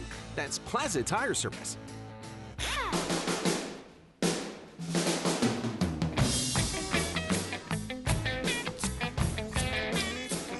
Welcome back inside of Cape Girardeau, Missouri. We're at Kappa Hall Park. We are currently in the bottom of the fourth inning in the game between the Danville Dans and the Cape Catfish. Up to bat for the Dans is none other than Nicholas Saddam, their first baseman, and still dealing on the bump. It's Mason Waterbury. First pitch from Waterbury. It's outside. It'll be a 1-0 count. Ryan, well, I'm next to Ryan Winkler. My name, Kyler Messenger. Ryan, we're on record watch. We're going to keep talking about it. That's right. One more win for the Catfish, and they have the most consecutive wins in history. And this league is history. This league been alive since 2009. That was their inaugural season. The Prospect League was a thing before 2009, though. It just transferred names. You see, before 2009, from about 1964 to 2008, the league was called the CICL. Yeah. The Central Illinois Collegiate League. And now, in 2009, they transfer over to Prospect League and break out of Central Illinois. They break into the Midwest. That's why they have to change the name. It's a much bigger league than it used to be. But back in the day, this league was the CICL, Central Illinois Collegiate League. Danville has been a team in this league since way back when. They have been a baseball team since 1946. These guys are historic, and as this pitch ripped on into right field, Nazarenas is the man to make the play, though. It just went right into his glove. It was a good piece of hitting by Nick Saddam. It's not good enough. Cannon Vandiver will be the man on deck, moving up to bat. Yeah, when you look at it here and just looking through the list of the teams, you know, a lot of teams were in it. Then they kind of, I guess, folded, kind of gave up, whatever. Came back again. So according to this, Danville there was a time where I guess they left maybe the league and then joined back in it looks like 1989, and then have been in this league since then. So Ryan, you talk about the teams. I actually have a list of all the teams that have been in the Prospect League, and here's a fly ball into center field. Leighton Ivers not going to get under it, though. I thought he was going to be the man to dive for the ball. Andres Matias, the second baseman, traveled all the way into shallow center, attempting to make the fancy play. Cannon Vandiver, the man, to advance to first. So a runner on first and 1 out for Mason Waterbury and the rest of this squad. I was going through this list of current Prospect League teams with my family just earlier this week, just going through what's your favorite team, what's your favorite team name, who's got the funniest name, right? The Prospect League has got some gems, you can say, including the Quincy Gems. Literally one of the names, no pun intended, as this first pitch is delivered a strike off the swing from Basinger. But there are some fun teams, man. First off, let's give the fans a little bit of history. 1963, when this league was called the Central Illinois Collegiate League, the first season was in 63. Here's the 6 teams that led the league. And here's a pick off the first. Waters throws the second. Matias's tag is perfectly placed, and just like you were talking about, that left-handed pitcher that lift that leg, and he took off, and it left him dead in the water. You hate to see a lefty on the mound when you are on first base. So here are the first 6 teams that were in the CICL in the 1963 inaugural season. One of them was the Bloomington Bobcats and the Champaign-Urbana Colts. They had the Galesburg Pioneers, as this pitch is fired high. Under it is the catcher, Jackson Jones. Is he going to be able to make the play? Jones tracks it down and does just that. So that'll be 3 outs for the Catfish. Really quick, the rest of the teams in that 1963 inaugural season, the Lincoln Rail Splitters, the Peoria Pacers, and finally the Springfield Capitals. We'll tell you a couple more team names, some funny ones, some cool ones, some history in the 5th inning. Ryan Winkler, Kyler Messenger, you're listening to Prospect League Baseball. Whether it's a long line at the amusement park, 45 minutes, waiting to get inside the club, or getting stuck at the DMV.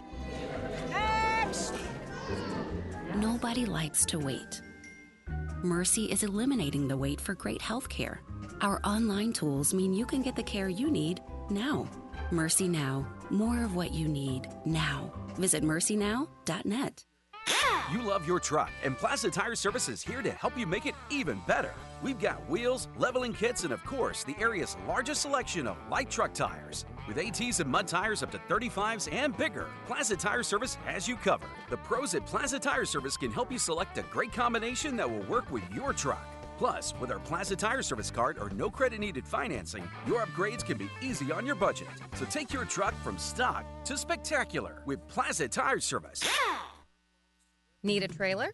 SEMO Trailer Rentals has you covered. Locally owned and operated, they're proud to support the Cape Catfish and honored to serve Southeast Missouri. From enclosed trailers to dump trailers and flatbeds, they've got the right trailer for any job, ready when you need it. And with every hitch, strap, and dolly in between. Visit SEMOTrailerRentals.com or stop in 1000 Kingsway Drive to browse the selection. That's SEMO Trailer Rentals, driven by hometown pride and built to serve you.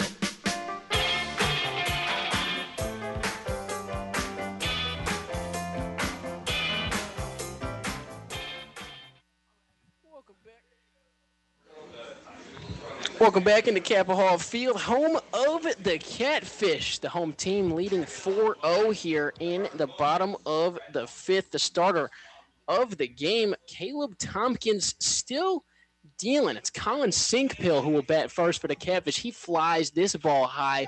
Under it is the second baseman, Nick Palmy, who makes the play pretty easily. Ryan, we were just talking before the break about some all-time teams in this Central Illinois Collegiate League, which turned to the Prospect League in 2009. I got a couple more names for you. The Twin City Stars were a team in the league from 1982 to 2006.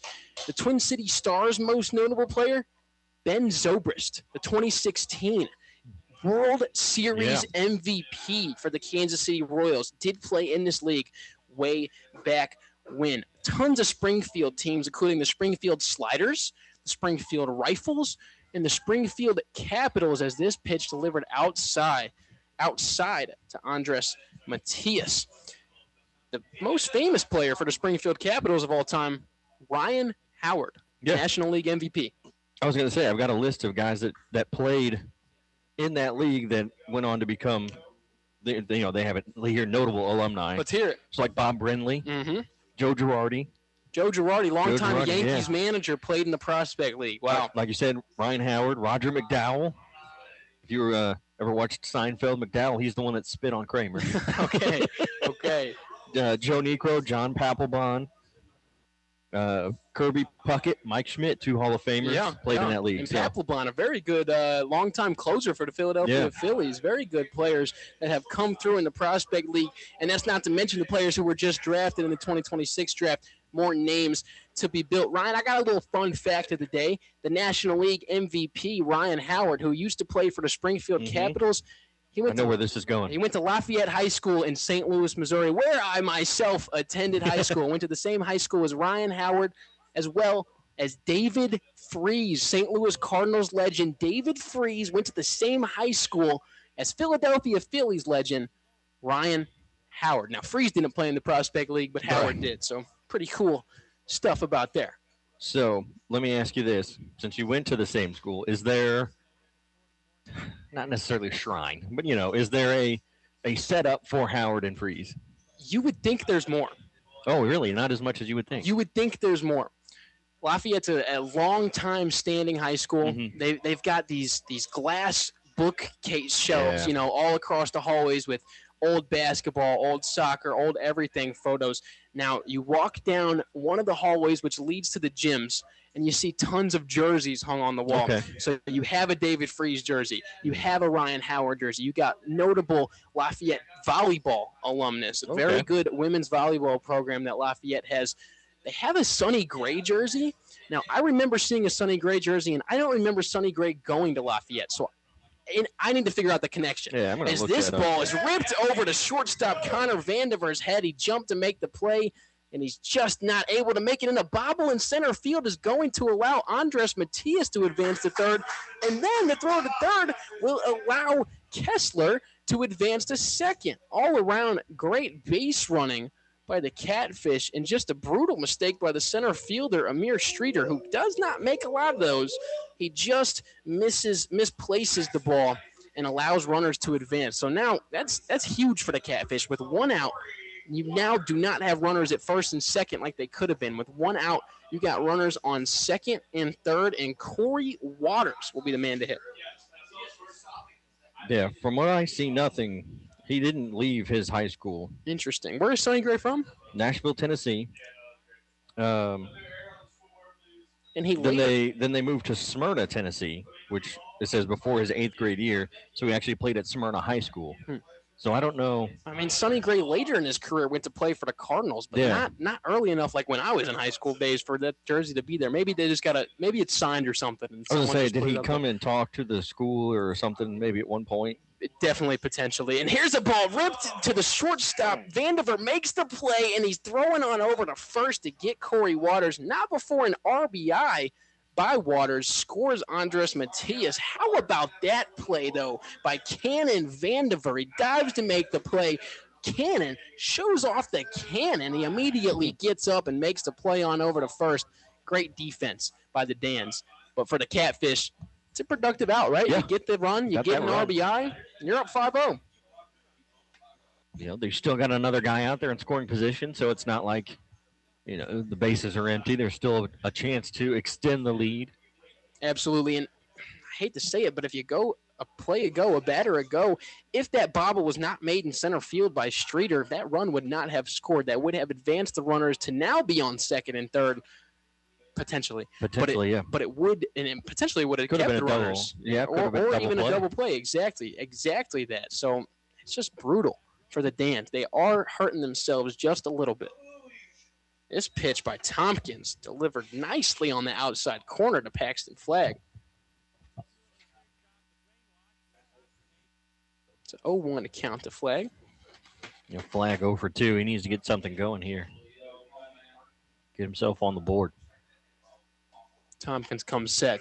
He'll deliver. And right on cue, Ryan, he hits it up the middle. It is going to be fielded by Nick Palmy at second, though, and that gets the Dans out of here. Not before the Catfish earn another one, though. It is Cape 5, Danville 0. We'll see you in the 6th. Hi, this is Rick Horton, former Major League pitcher and current broadcaster. I'm also a Montgomery Bank customer, thanks to excellent service, interest rates, and mortgage options. Do you need money to remodel? A home equity line of credit could be just what you need. A HELOC from Montgomery Bank lets you tap into that equity for home improvements, vacation, college tuition, a car, or to consolidate debt. Put your home to work for you. Montgomery Bank, member FDIC, equal housing lender. This Cape Catfish broadcast is brought to you in part by Three Eagles Distributing, proud home of our distributors of the Anheuser-Busch family of beers in southeast Missouri, including Budweiser, Bud Light, Michelob Ultra, Busch Light, and Stella Artois, providing refreshments all summer long at backyard gatherings, weekends at the lake, and Cape Catfish games. Three Eagles Distributing with locations in Cape Girardeau and Kennett, Missouri, and wishing the Catfish the best of luck this summer. Is your bathroom stuck in the past? Dutch Enterprises can change that. Fast, friendly, and on time. From cooling and heating services to plumbing and luxury bath remodels, Dutch Enterprises makes bathrooms safer and more functional without breaking the bank. We do annual HVAC checkups and handle everything from tankless water heaters to walk-in tubs. It's comfort done right. Be comfortable in your home with Dutch Enterprises. Your neighbor since 1962.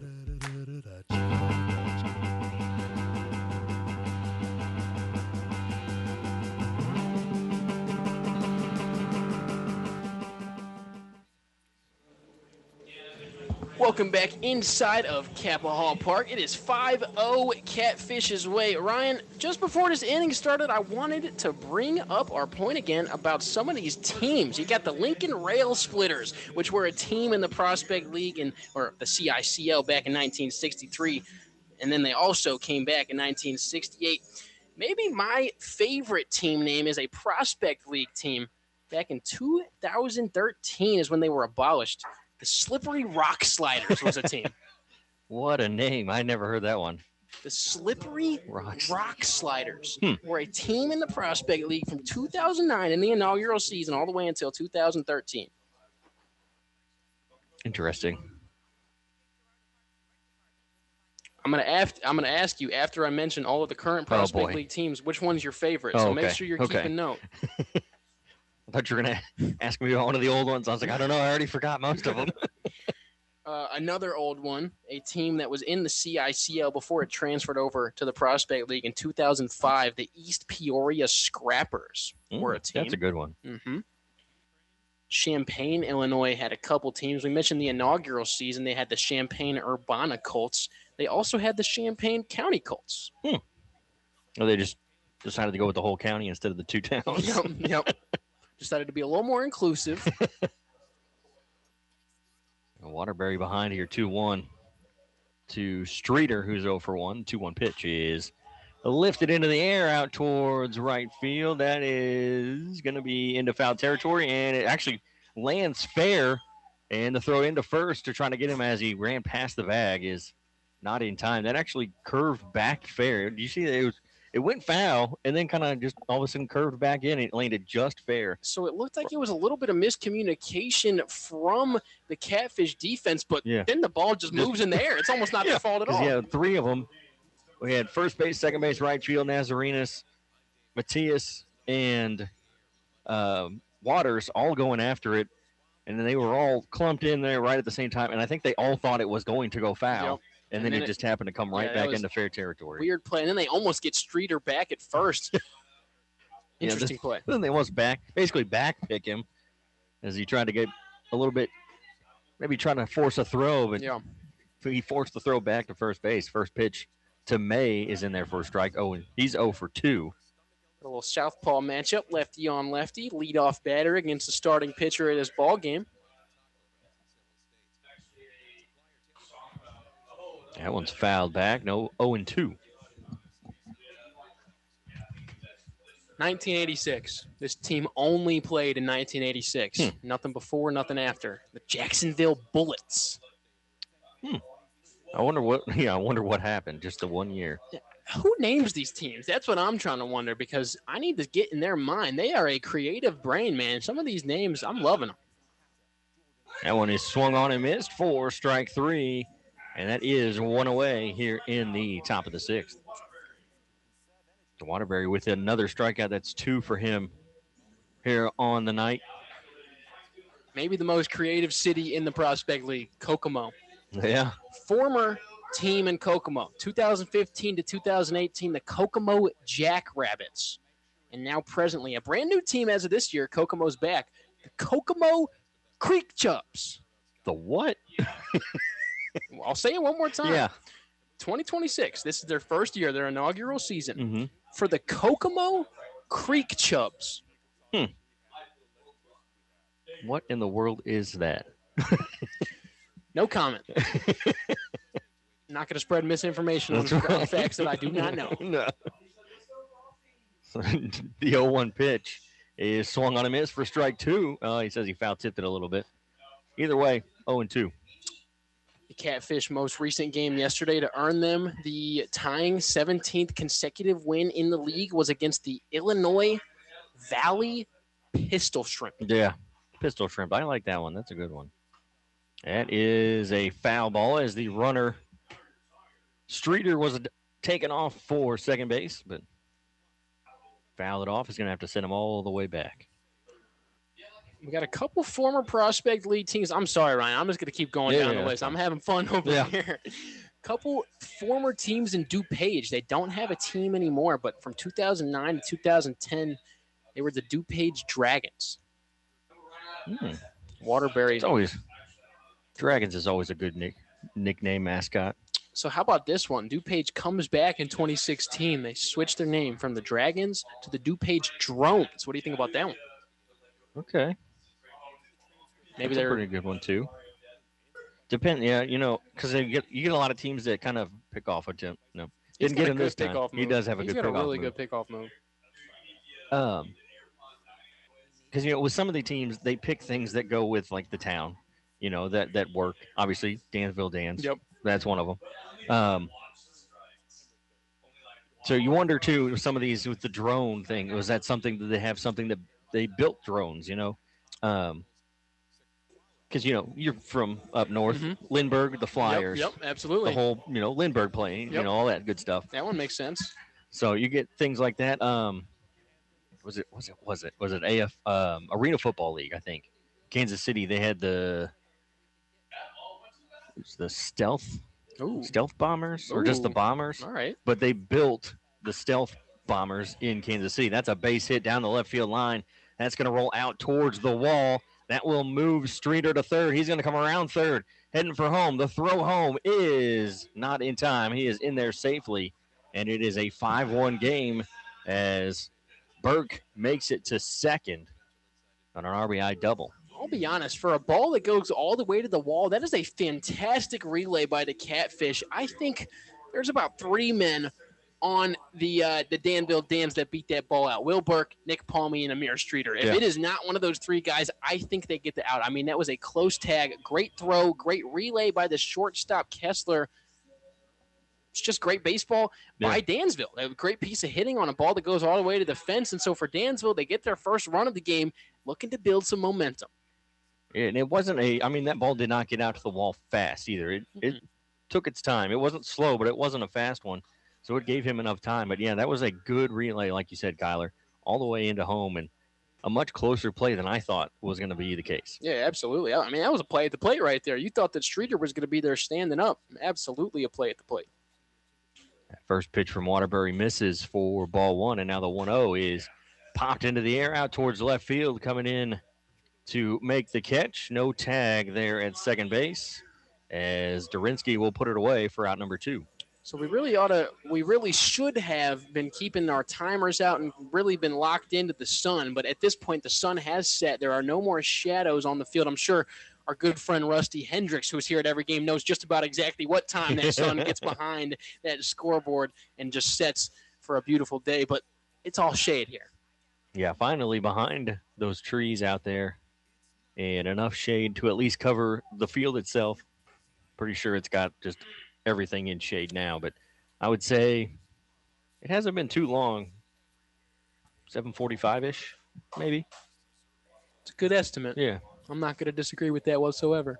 2 outs here for the Catfish in the field, looking to only be hurt by the 1 run.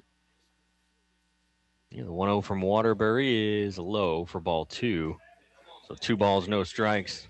Out there at second base.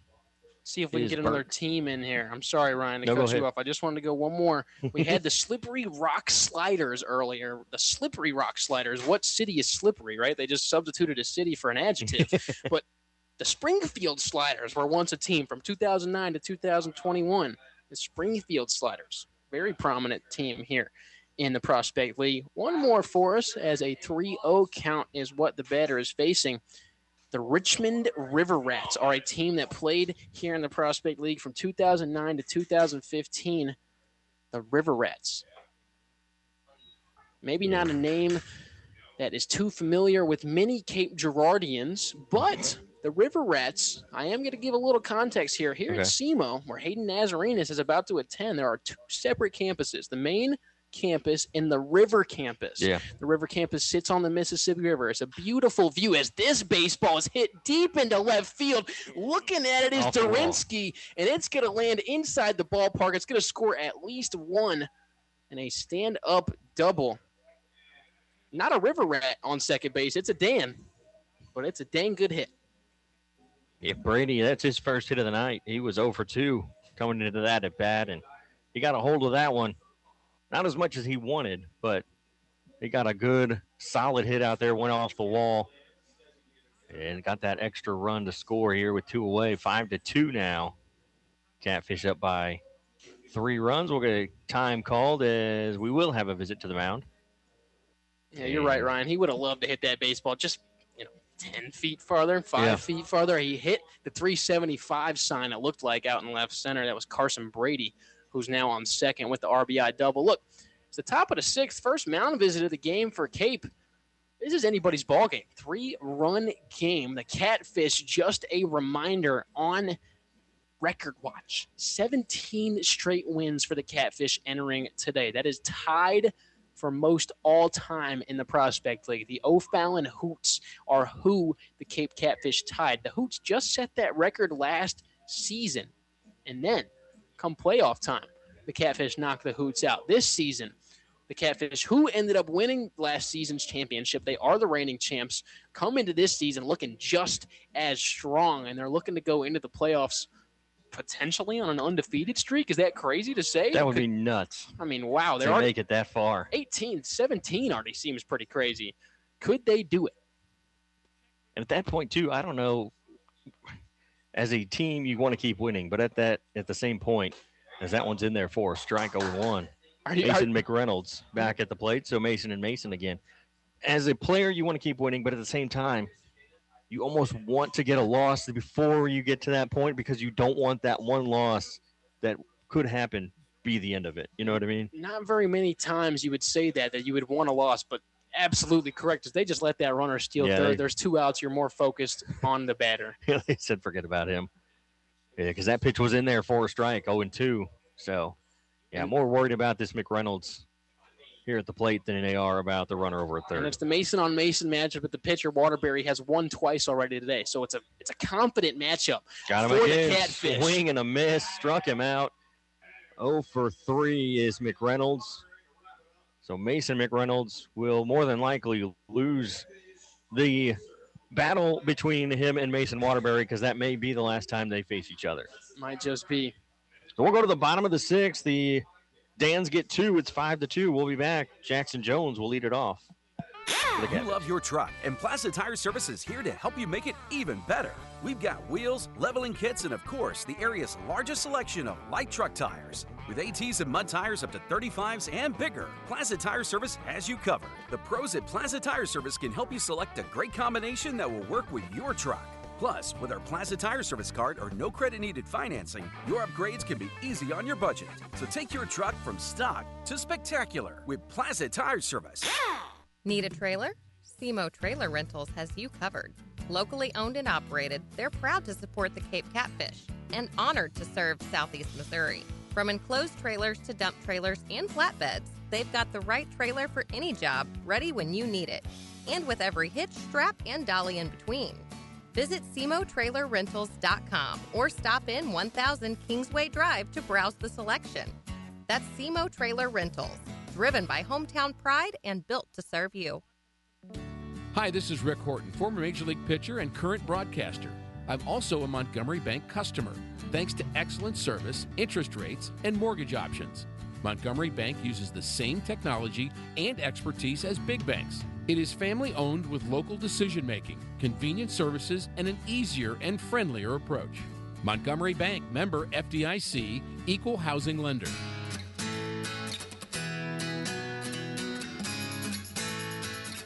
Back here, Capahaw Field, I am Ryan Winkler alongside Kyler Messenger as the Catfish lead at 5-2 here over the Danville Dans.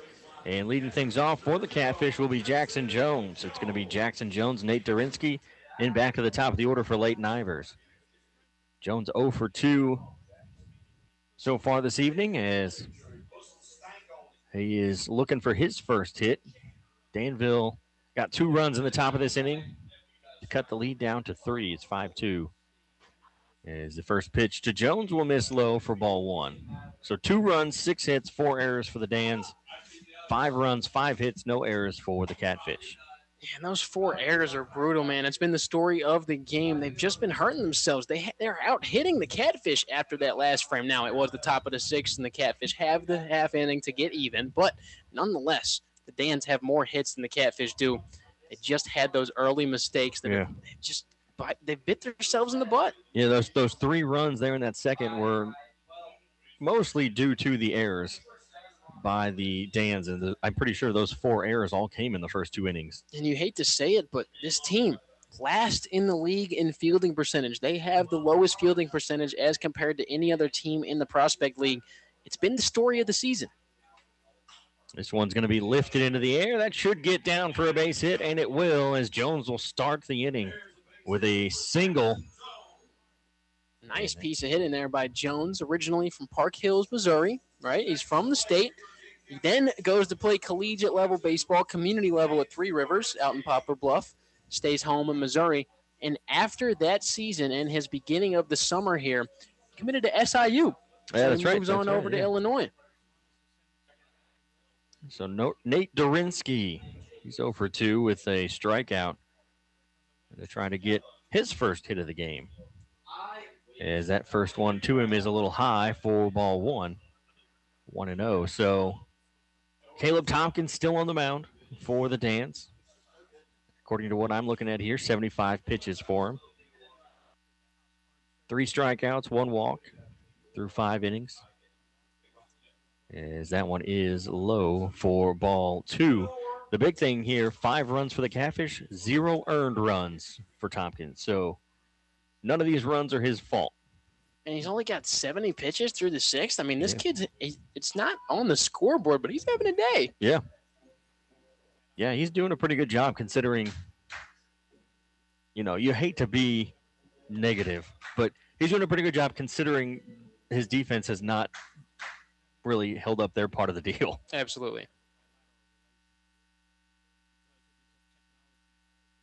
As the 2-0 is in there for a strike just on the inside corner. Dorinsky thought about it, but decided, I'm not going to take my chance. Yeah, maybe started looking like it was going to hit him, but that slider curves inside. Great pitch there by Tompkins. So the 2-1 is low. It's going to get away from the catcher all the way to the backstop. He's going to round second. He's going for third, and they are not going to throw down to third. He is going to get in there standing up.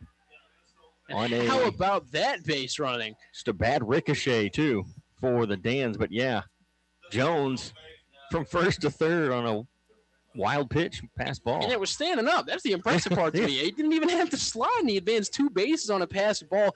That's so heads up from Jones, because when you're trying to steal a base, what are you taught growing up? Stop looking around. Just run to the base, right head down. But Jones puts his head up. He sees the catcher looking around, not knowing where the ball is, and that's how he immediately advances past second. Great base running by Jones. That's a long foul ball. That would have been a heck of a hit there, but he takes it foul just over that hitting facility that the Red Hawks have that's newer, not brand new, but new enough. In the last few years. Yeah, just a few new. years old. Absolutely. Not very old. Yeah, that foul ball, Dorinsky was way ahead of it. The 3-2 is popped up into the air out towards left field, making his way back towards the track, but he'll come in now a couple steps, make the catch. Tagging from third is Jones, and Jones will score to get one of those runs back from the top of the inning, and it's 6-2. All-around team. How about the base running from Jackson Jones to advance himself from first to third on a pass ball? How about the hitting from Dorinsky? You don't earn yourself a hit. Earn your teammate home and get the RBI. These guys, you can see why they're winning. Now, the pitcher, Tompkins, he's been playing pretty good. Cape hasn't necessarily had any too big hits, anything too crazy, but they've just been chipping away and getting the lead back. Looks like that's going to be it. Looks like he will finish with that 1 earned run, that runner at third. Had he not scored, he would have gone without an earned run. He'll go 5 1/3, 1 earned run, 3 strikeouts, 1 walk. So we will take a break as we have a new pitcher here for the Dans. We'll let him warm up. And whether it's a long line at the amusement park, 45 minutes, waiting to get inside the club, or getting stuck at the DMV. Nobody likes to wait. Mercy is eliminating the wait for great health care. Our online tools mean you can get the care you need now. Mercy Now. More of what you need now. Visit mercynow.net. See Placid Tire Service for the right tire at the right price right now. Placid Tire Service is the area's biggest selection of in-stock tires at the lowest price. While others are searching for tires to order, we'll get you fixed up with a great set of tires and back on the road in no time with our 4 tires, 1 hour guarantee. Plus, we make the purchase easy on your budget with our Placid Tire Service card or no credit needed financing options. For the right tire at the right price right now, the choice is easy. That's Placid Tire Service.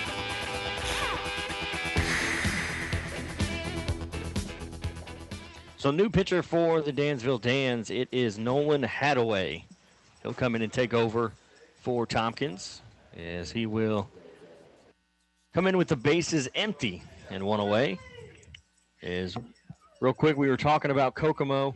Actually, go ahead. You had some stuff there from Hadaway where he'd sprung that I off. do. I just had some information from Nolan Hadaway, the new pitcher. He's a lefty. He's also a freshman like the previous pitcher, Caleb Tompkins. Really, all I wanted to mention was that Caleb Tompkins, the starter, 6'4". Nolan Hadaway, the reliever, 6'5". The only pitcher on the roster taller than these two is their closer, Cooper Pumphrey, who is actually top 5 in the Prospect League in strikeouts. These guys got some height on the pitching mound. Yeah. And so Danville actually leads the league in opposing batting average. They hold teams to the lowest batting average when pitching against them. So here's what I'm starting to think here, just by watching this game. You have the lowest fielding percentage. I'm thinking that's why the batting average may be low for the opposing teams, because you don't get a hit when there's an error. Yep. That's a fantastic point. I'm thinking they're not necessarily shutting him down too well or too much, as that one's going to be lifted in the air. That'll be a base hit into center field. For Ivers, he is now 3 for 4 on the afternoon, on the evening. Yeah, what a piece of hitting for Ivers. Let's go back to it, Ryan. The Kokomo Creek Chubs. Now, Kokomo had a previous team, the Jackrabbits. Now they're the Creek Chubs. Did you learn a little something in between the break about the Creek Chubs? Yeah, so the team's name and navy teal and silver colors honor the Creek Chub, which is a small but tough freshwater fish indigenous to the local Wildcat Creek. Okay. But I also looked up Creek Chub itself, and it is a fish. It gets about 6 to 10 inches long, it said, but it's popular for anglers because they use it as bait. Interesting. So who's winning in a fight? Name, but yeah, I'm pretty sure they would use a Creek Chub maybe to lure a catfish out. Okay. I like so what you're saying is catfish eat Creek Chubs. Exactly, yeah. They use the Creek Chub to get to the bigger fish. So what you're saying, Ryan, is that the catfish throughout the regular season have used the Creek Chub to their advantage to get to the end destination, a.k.a. the playoffs. Look at that, man. Full circle of life. That's why they named them the Creek Chubs, because they knew the catfish were winning so much this year. That one swung on and missed. 1 ball, 2 strikes here to Hayden Nazarenas, who is 1 for 3. He does have an RBI, though. Yeah, look. Picked that up early on. They call this kid Naz. Naz just comes alive whenever he wants to. I could see a home run coming right here on a day where he's 1 for 3. He necessarily hasn't had a fantastic day. Just about every day is a good day of baseball for Hayden Nazarenas, though. I guarantee he does something in this game. That pitch missed high for a ball, 2 balls, 2 strikes. We've said it plenty of times already. Nazarenas, he'll be playing his spring ball here at Kappa Hall Field for the SEMO Redhawks. As the runner goes, throw it down to second. That is a good throw, and the ball came out as he applied the tag, sliding into second was Ivers, and Ivers just enough behind his slide, I guess, to push the glove forward, and the ball comes flying out. So the runner is safe at second. That's the second time that has happened today.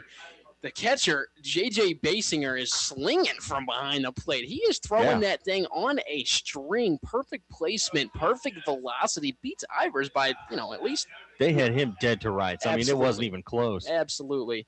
Just an unfortunate situation. That one, 3-2 miss, so he'll walk, so it'll be runner at first and second. But, yeah, I don't know if it's just he's not catching it out there, the shortstop, when he makes the catch for the tag, or if he's just, taking his eye off whatever he's trying to focus on. He's focusing on the wrong thing. You want to think that that's just Ivers, the helmet, the elbow, the hand hits the right spot. But you do have to remember the game. That's the second time it's happened today. So, like you said, is it potentially the way that the shortstop's catching the ball? We're not going to speculate. We don't know, as Basinger thinks about a back pick right there to first base. We're just observing. Yeah, 1 ball, no strikes here for Sankpill. He's 0 for 2, but it's kind of been these last 2 innings the time to get your first hit of the game. And that one will miss inside for ball 2, 2 balls, no strikes. So Cape started this game off with 4 runs before the second inning. It was 1-0 in the first and then 4-0 by the second. That's not as many runs as they score in a typical ball game, though. These guys like to come alive late, and even though they've already scored 5 runs before this inning, 6 runs counting this inning. You got to imagine that these guys want to keep going. Yeah, St. Pill, that was a big-time swing there. He swung and missed for strike 1, but he was definitely trying to extend the lead here. So Hadaway will look in, and I kind of like the way they called a balk. So no pitch, the runners will advance. I thought they were just letting them jog to the second and third base, but yeah, a balk called. And that's actually what I was going to say. That was a very quick come-set pitch, and I'm thinking that may be what the balk was. He didn't come set completely. Yeah. Or a little too quick is what I meant to say. So the infield is in. Pay attention. The infielders, even with the grass, it's turf here at Kappa Hall, but even with the grass.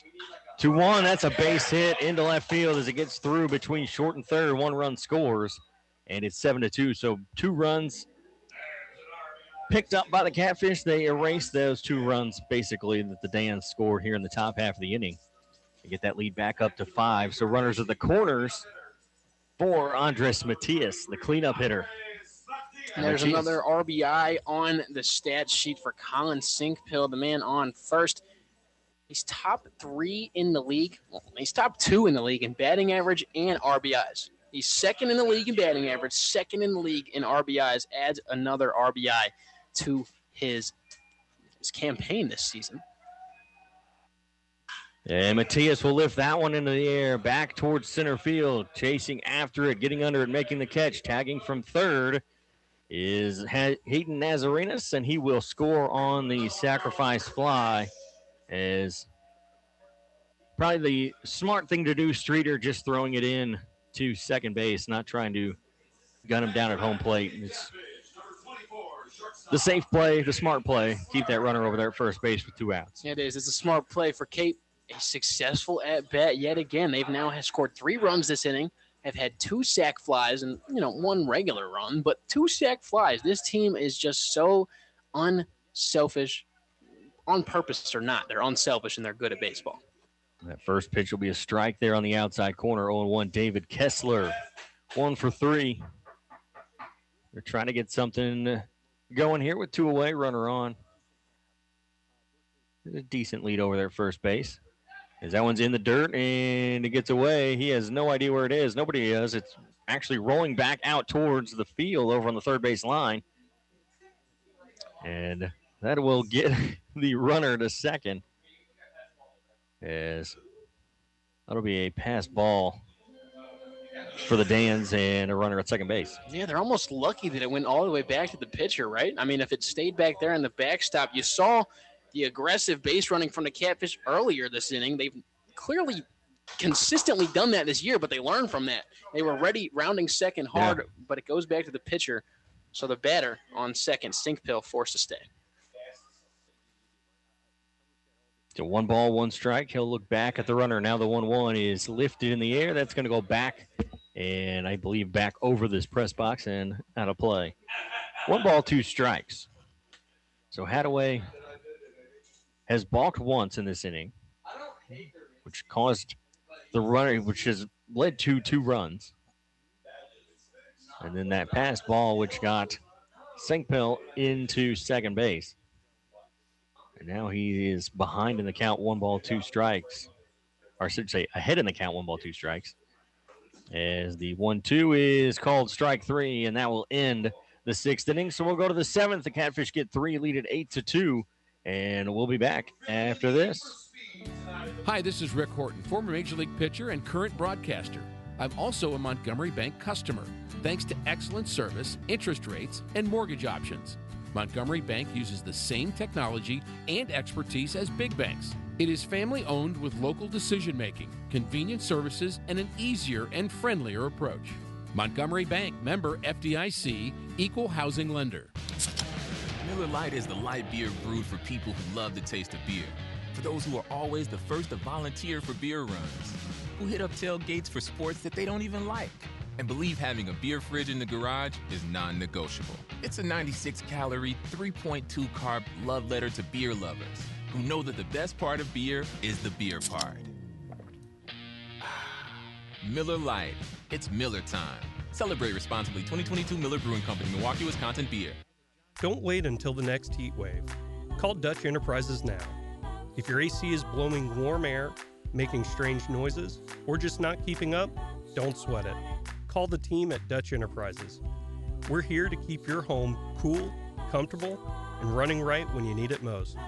Trusted HVAC service with a team you can count on. Schedule your service today with Dutch Enterprises. Your neighbor since 1962. Call Dutch.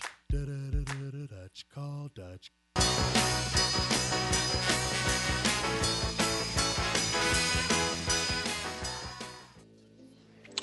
Welcome back into Capahall Field, home of the Catfish. My name is Kyler Messenger, alongside Ryan Winkler, filling in for your typical voice of the Catfish, Rusty Hendricks. Congratulations to the Hendricks family, who just welcomed in a new member to the Hendricks family. So a big, huge congratulations. Early here, the Catfish led 4-0 after the bottom of the second. They led that way all the way until the fifth, where they took the lead 6-0. Then at the top of the sixth, the Dans started their campaign. They scored 2, but then most recently in the bottom of the sixth, Cape put up 3 more. They are now up 8-2. A new pitcher is in the game. Out is the starter, Mason Waterbury, and in is the new reliever, the right-hander, Troy O'Keefe, a freshman who just most recently finished his first year at Southwest Tennessee Community. He's originally from here in Missouri, just a little bit outside of Cape Girardeau, about 40 to 45 minutes-ish in Perryville.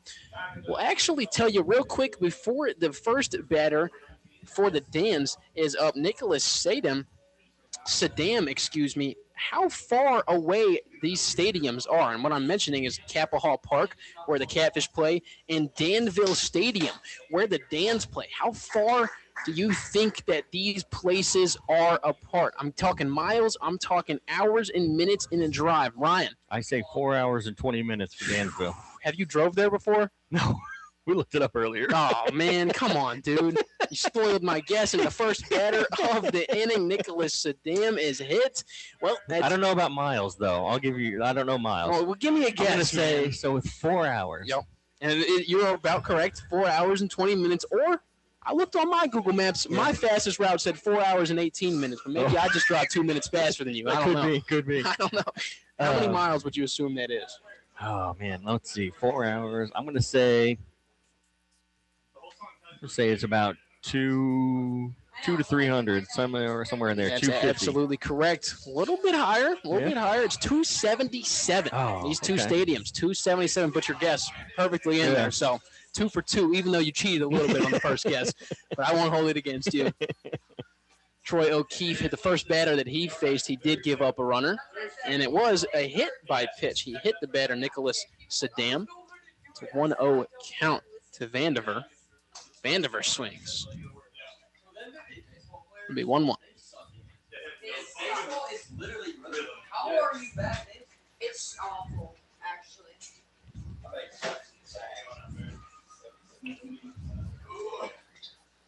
O'Keefe comes set. He's ready to deliver to Vandiver. Gets Vandiver to miss on this pitch. O'Keefe kind of has that sidearm delivery. He's got a different arm slot than at least the very first pitcher of the game, Mason Waterbury, had, but definitely a sidearm, short arm delivery. I'll decipher after this next pitch and tell you what I think. O'Keefe gets set 1-2, and he'll decide to pick off. I'm going with a little short arm.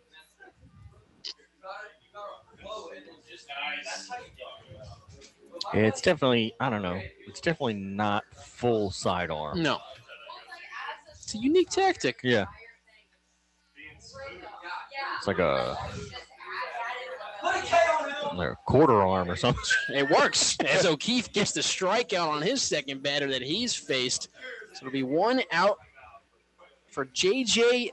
Basinger. And honestly, it's been a tough outing for Basinger today. He's been fantastic behind the plate. He's almost had a couple putouts at second.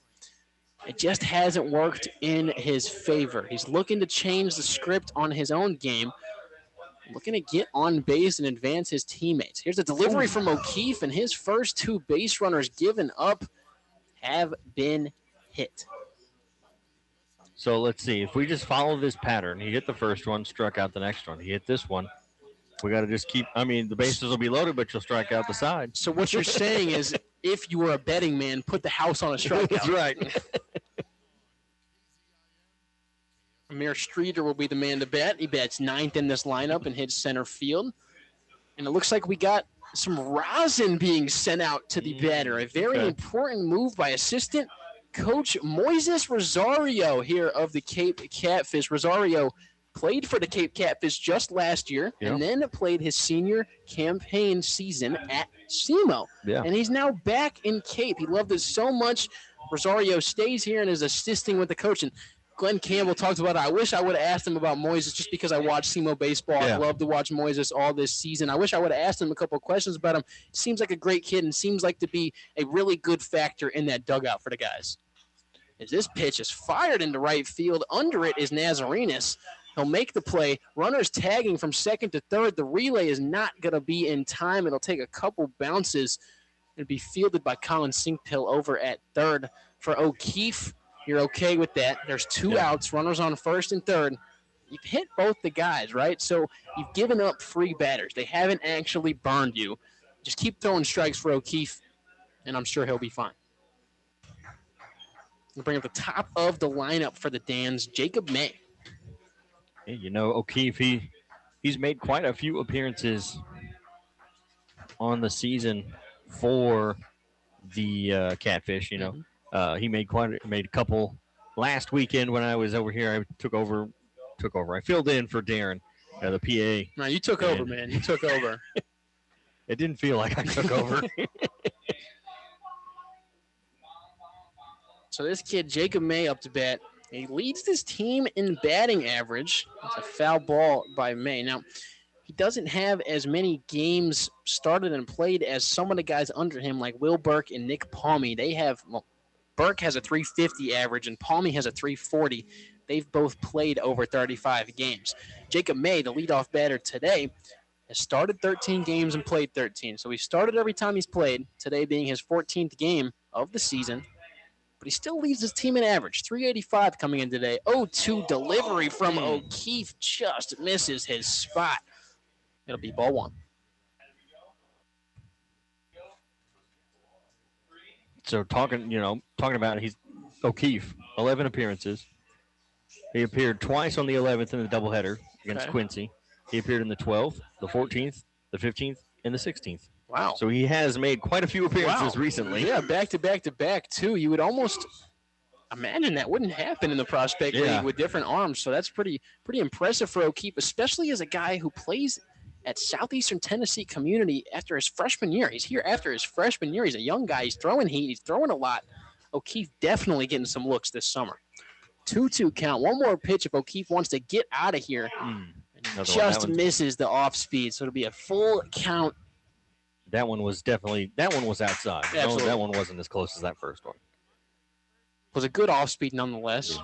So, saying, in a row, all those games in a row, 11 appearances, 13 in a third inning. So, I mean, he's not throwing a ton. Okay. So about an inning in appearance. Yeah. A little more a couple times, but 13 strikeouts in those 13 innings. So he's a very important bridge guy. He comes in, gets the job done, sends them on to their closer or their next guy. Very important piece in the bullpen, O'Keefe seems to be. Saw the runner going, obviously, in baseball, for those of you who have never played and never been in that situation. 3-2, a full count. You either are walking or striking out as the batter with 2 outs.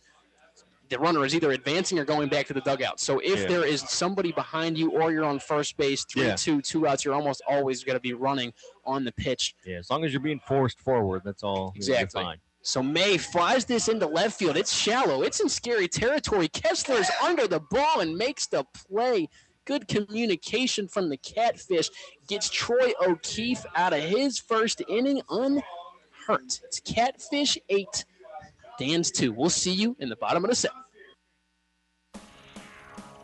This Cape Catfish broadcast is brought to you in part by Three Eagles Distributing, proud home of our distributors of the Anheuser-Busch family of beers in Southeast Missouri, including Budweiser, Bud Light, Michelob Ultra, Busch Light, and Stella Artois, providing refreshments all summer long at backyard gatherings, weekends at the lake, and Cape Catfish games.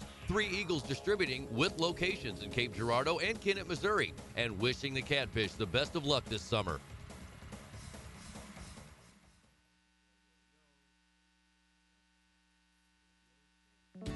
Hi, this is Rick Horton, former Major League pitcher and current broadcaster. I'm also a Montgomery Bank customer, thanks to excellent service, interest rates, and mortgage options. Montgomery Bank uses the same technology and expertise as big banks. It is family-owned with local decision-making, convenient services, and an easier and friendlier approach. Montgomery Bank, member FDIC, equal housing lender. This Cape Catfish broadcast is brought to you in part by Three Eagles Distributing, proud home of our distributors of the Anheuser-Busch family of beers in Southeast Missouri, including Budweiser, Bud Light, Michelob Ultra, Busch Light, and Stella Artois, providing refreshments all summer long at backyard gatherings, weekends at the lake, and Cape Catfish games. Three Eagles Distributing with locations in Cape Girardeau and Kennett, Missouri, and wishing the Catfish the best of luck this summer.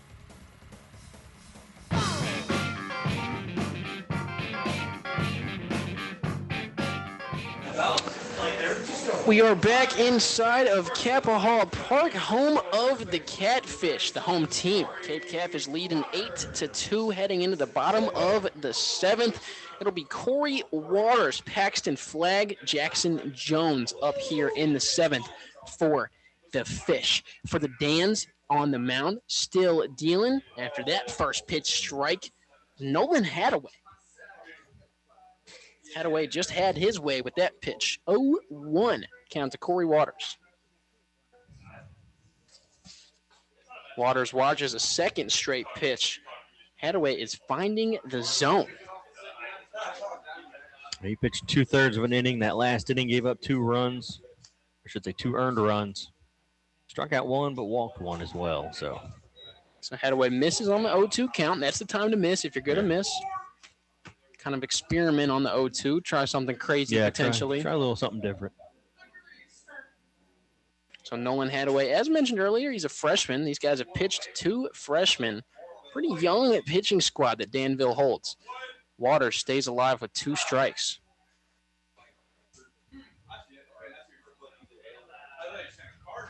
Corey Waters himself, just a little bit older. He's a junior, just finished his junior campaign at Winthrop University.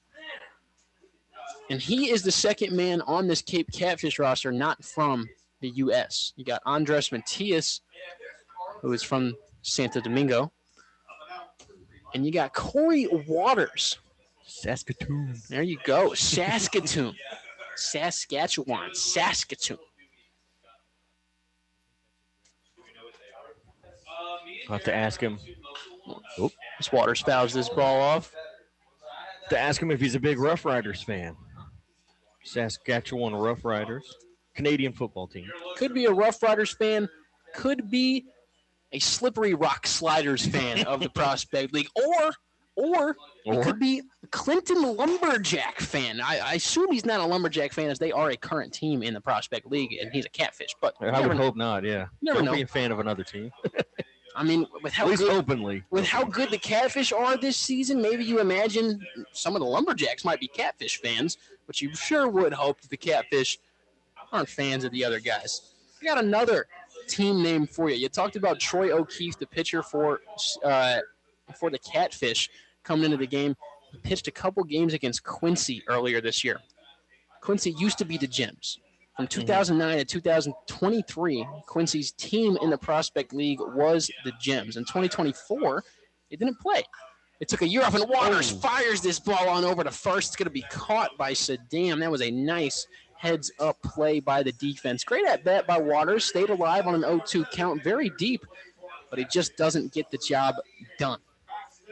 So, in 2024, Quincy takes a break. They're out of the Prospect League. In 2025, they come back. They were the Gems. Now they're the Doggy Paddlers. Yeah, what? Doggy Paddlers. How do you go from the Gems to the Doggy Paddlers, Quincy? So I really wonder, Ryan, Maybe wherever they got their gems from, maybe that mine dried up. And then we don't have any gems. We're going to change the name. And it was just thin enough water, just shallow enough water for dogs to be able to paddle, and that was exactly. I mean, you do know dogs like to paddle, so I guess the name makes sense in that aspect. As this pitch delivered to Paxton Flagg. A little bit low, potentially a little bit outside. 2-0 count. Tell you what, some names have gotten a little too far. You're not rocking with the doggy paddlers? Yeah. not even just here in the Prospect League, too. Woo! Look out. That bat goes haywire. He's saying, what's up with these names? Those are crazy. Take that. Paxton Flagg just lets go of the ball a little bit. He's putting some grip now on his thumbs. I forget what the actual name of that thing is, but he just got tossed some chalk from his teammates, maybe some tar to put on the bat. Some pine tar. Yeah.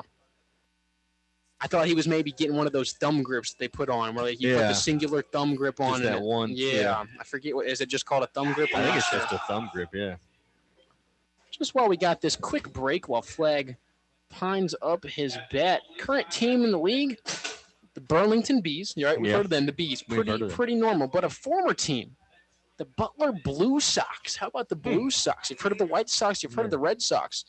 How about the Butler Blue Sox? Those guys played from 2009 to 2018. Not a current Prospect League team. You're right, though. Prospect League, not the only summer baseball team. Some of these teams go haywire.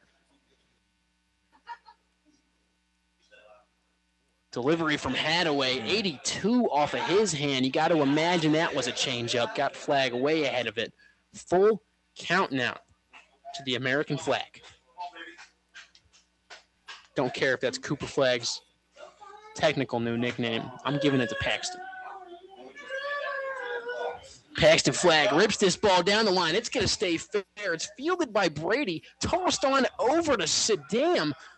And the play is made. Carson Brady over on the hot corner has kept his glove ready to go. He's made a few backhanded plays early in this ball game, and still late, he's ready to go.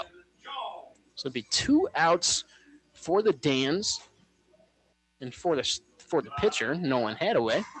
It'll now be a lefty on lefty matchup for the 8th hole hitter for the Catfish, Jackson Jones. 0-1 count to Jones. He watches the inside pitch.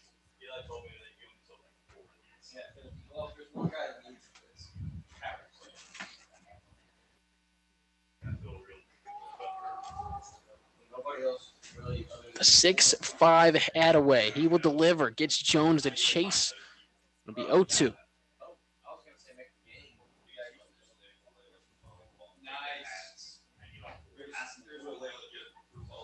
They're kind of slowing it down here a little bit, these late innings, it seems. Both teams kind of taking their time.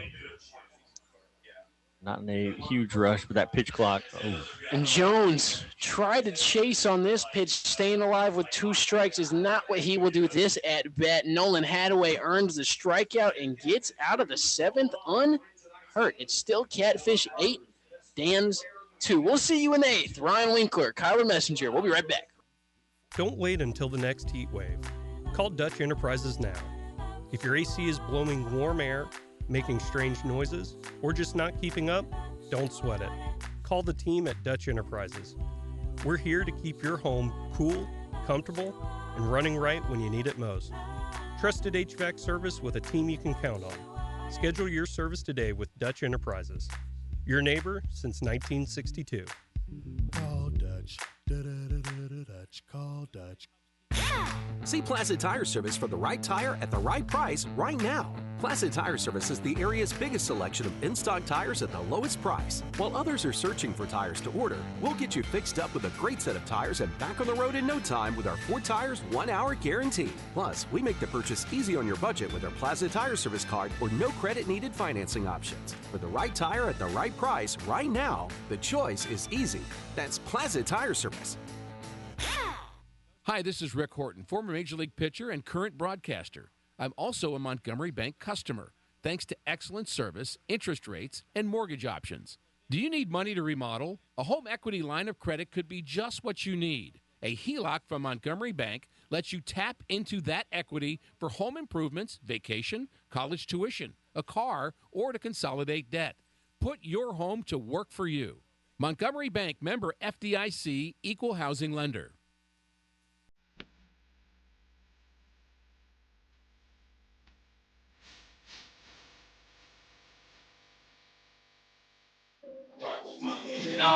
Top of the 8th, Troy O'Keefe back on the mound for the Cape Catfish, and he will face Will Burke here to start. And Burke is 3 for 3, Kyler, with an RBI. I'm Ryan Winkler alongside Kyler Messenger. And like I said, Burke 3 for 3. He has not really, I wouldn't say kept them in the game because they are down by 6 runs, but he has definitely kept them in the hit category. And he's given them momentum when they needed it. Burke absolutely, if not this team's best hitter, he's at least one of their best player. Burke leads them in stolen bases. He's got 20 on the year. He's second on the team in batting average, but he's played 35 games. The first man in batting average, Jacob May, has played nearly half less games than he has. So you take the sample sizes with how you take them. I'm just giving you the information. Will Burke, fantastic ball player. 351 batting average, and that's to go along with a 550 slugging. So the kid's got some decent power, but he's really, really got some speed.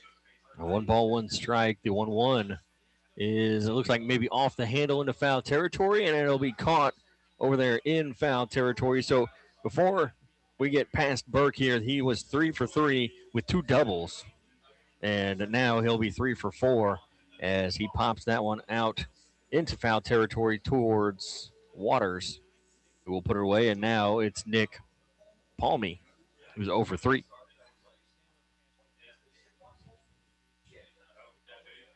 So 8-2 Catfish lead.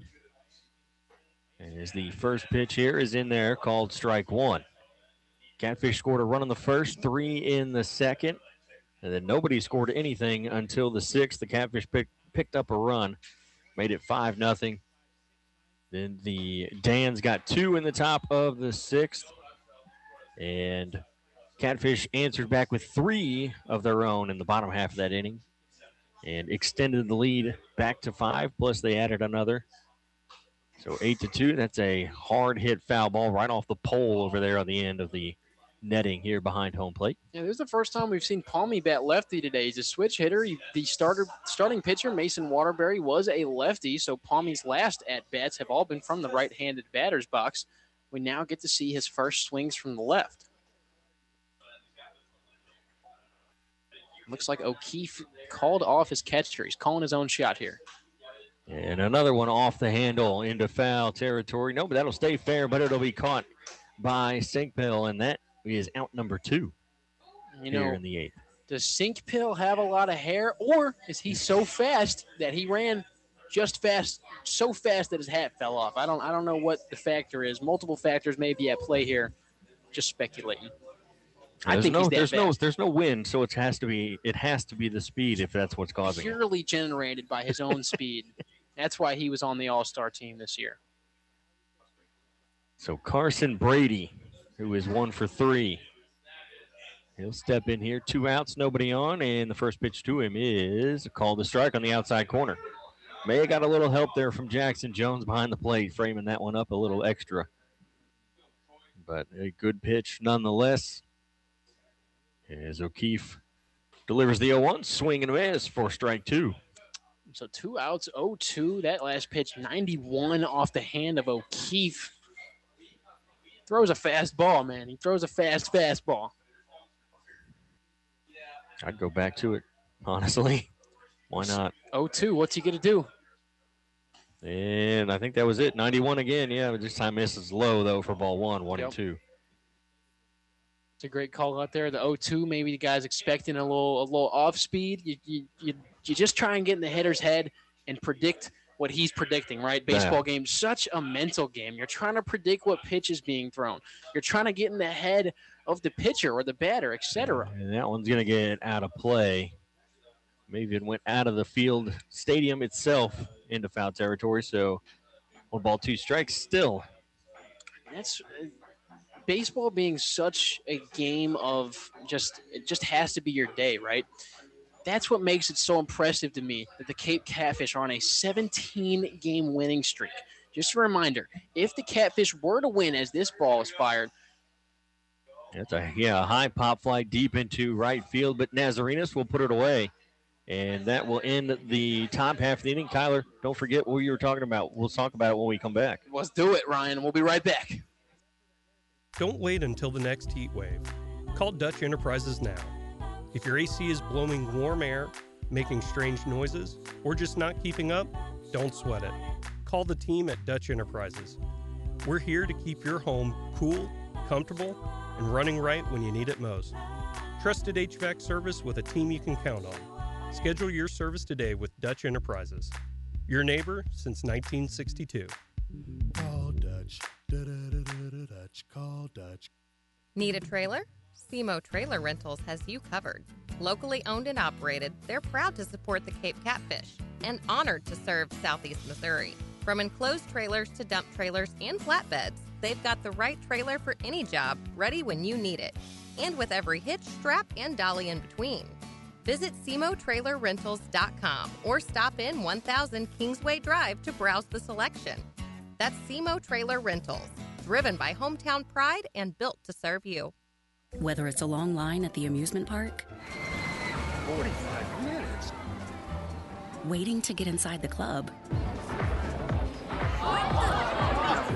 or getting stuck at the DMV. Nobody likes to wait. Mercy is eliminating the wait for great health care. Our online tools mean you can get the care you need now. Mercy Now. More of what you need now. Visit mercynow.net.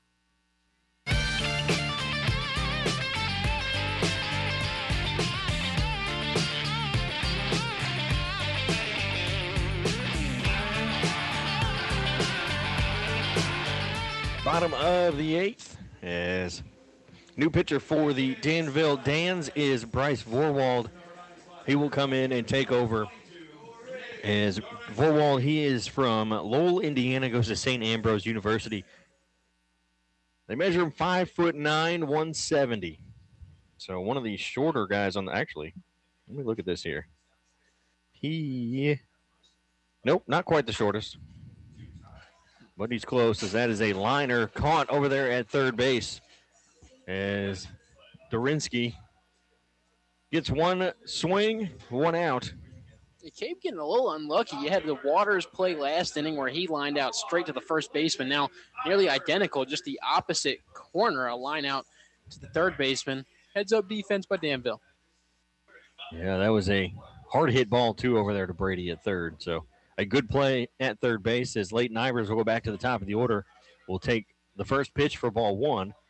And now the 1-0 is in there for strike one, 1-1. And Kyler, you were talking before we went to break.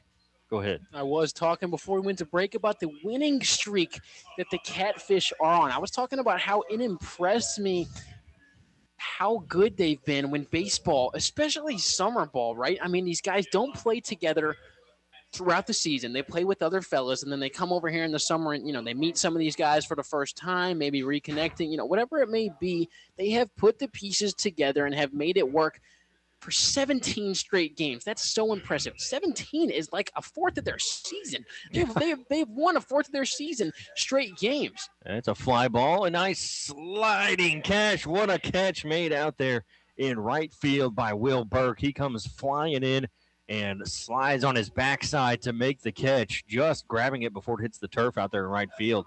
2 down here in the bottom of the eighth. He does it all, Ryan. He leads his team in stolen bases for a reason. He's a very fast outfielder, and he shows off the speed to be able to go grab that play. Just real quick, the Catfish, 17 straight games that they have won. They're looking for 18 today, man. I mean, why stop, right? Why stop? Why not keep going? But you make a fantastic point earlier. Although you obviously don't want to lose, you want to keep winning as many games as possible. You got the playoffs coming up, and maybe as much as a real initiative it is, it's a mental game baseball is. So do you want to go into the playoffs on a winning streak or, get those losses out of the way? Nazarenas with a high fly ball back to right field, and that one is gone. A home run by Hayden Nazarenas. Another one from Naz, and he makes it 9-2 out into right field. Nazarenas, holy cow, he got a hold of that one. Kyler, we talked about it earlier. We were hoping he'd get a hold of one, and there it is, out into right field. I mean, if you watch Catfish ball, you know that this happens. Yesterday, Nazarenas didn't have a great game, and he did it a little earlier. Yesterday, he hit a home run in the 4th inning. This is now back-to-back games that Hayden Nazarenas has took a pitcher deep. He just gets it done, man. Hasn't had a quote-unquote fantastic game up to that point. We talked about it earlier. You know, if anybody's going to get it done late in the ballgame, it's Nazarenas. He just puts the lead and even more of a long shot for the Dans to come back from. And 9-2 now here in the bottom of the 8th. 2-0 count, the 2-0 pitch to Sankpill. It's a ground ball out towards short. He'll pick it up, throw over to first base, and that will end the 8th. But the Catfish get a run from that home run, the solo shot by Hayden Nazarenas. And it's 9-2 as the Dans are down to their final 3 outs here. The Catfish with just 3 outs to go. History to try to is set that record. 17 looking for 18. Hopefully these next 3 outs will happen, and that will be it. We'll be back after this. Hi, this is Rick Horton, former Major League pitcher and current broadcaster. I'm also a Montgomery Bank customer, thanks to excellent service, interest rates, and mortgage options. Montgomery Bank uses the same technology and expertise as big banks. It is family-owned with local decision-making, convenient services, and an easier and friendlier approach. Montgomery Bank, member FDIC, equal housing lender.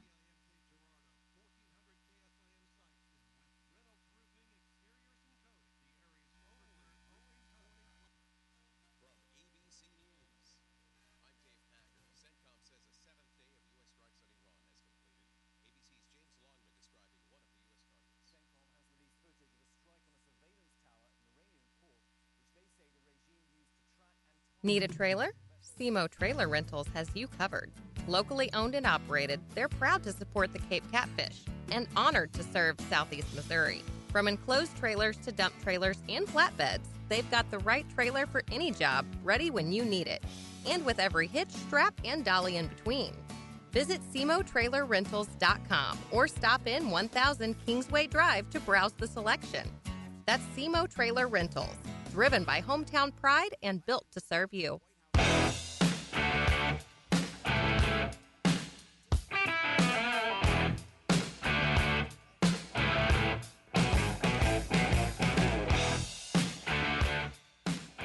Welcome back inside of Kappa Hall Park, home of the Catfish and potentially the home of the new Prospect League record-setting most consecutive wins. It could be done here at Kappa Hall. Cape looking for history. Just like I said, they are 35-7 right now. Looking to make it 36. The record set by themselves and Terre Haute, the Rex in 2015, themselves in 2019. The record for most wins in a season is 43. They're a few away from that, 8 to be exact, from this exact moment. But if the Catfish were to win, if they were to get out of this 9th inning, it could be the most consecutive wins in the Prospects League's history. So we're looking for it. A brand new pitcher in the game for the Catfish, and it's pretty cool to see a brand new SEMO commit on his future home field. It's been his home this summer. It's going to continue to be his home in the fall, winter, and spring. It's none other than Trey O'Neill, the righty. First pitch from O'Neill is fired at 92 miles per hour. Wow. That was a heater. He wants to get out of here quick, apparently. He's not messing around. Let's get these 3 outs and get that record. Not at all. Get these 3 outs, get the record, and let's go home. So we got a pinch hitter in the ballgame in Rona batting right now for Danville. It's Jeremy Rona coming into the ballgame to pinch hit, the lefty. It's Rona with a W, so nobody confuses it with the 2020. Absolutely, you're right. We're not abbreviating. It's Rona with the W. As he swings on this pitch, it'll be strike 2. 93 on the gun. As a SEMO baseball fan, man, am I excited to see that in the Red Hawk uniform next season. Yeah, more of that, please. Jeremy Rona, strategic pinch hit, the lefty trying to get a hit off of the righty pitcher, O'Neill. 94. He's just going faster. Come on. He's picking up speed each time. It's going to be at 106 before we know it. O'Neal delivers the off speed. Just misses high. I mean, a slider at 80 miles per hour. Yeah. It's pretty impressive if you ask me. I sure haven't thrown a slider at 80 miles per hour. I'll tell you that. Trey O'Neal, 6'2", and he gets a swing. 2 strikes from Rona. He stays alive. Good piece of hitting from the sophomore, Jeremy Rona. Jeremy Rona, originally from Illinois. He hails from Aurora, Illinois. Oh, home of Wayne and Garth. There you go. Nice random pull. I was not ready for that one. You know anybody from Williamsburg, Indiana? Or, excuse me, Williamsburg, Iowa. My bad. Williamsburg, Iowa? No. Except the man on the mound right now. Yeah. It's from Williamsburg, Iowa.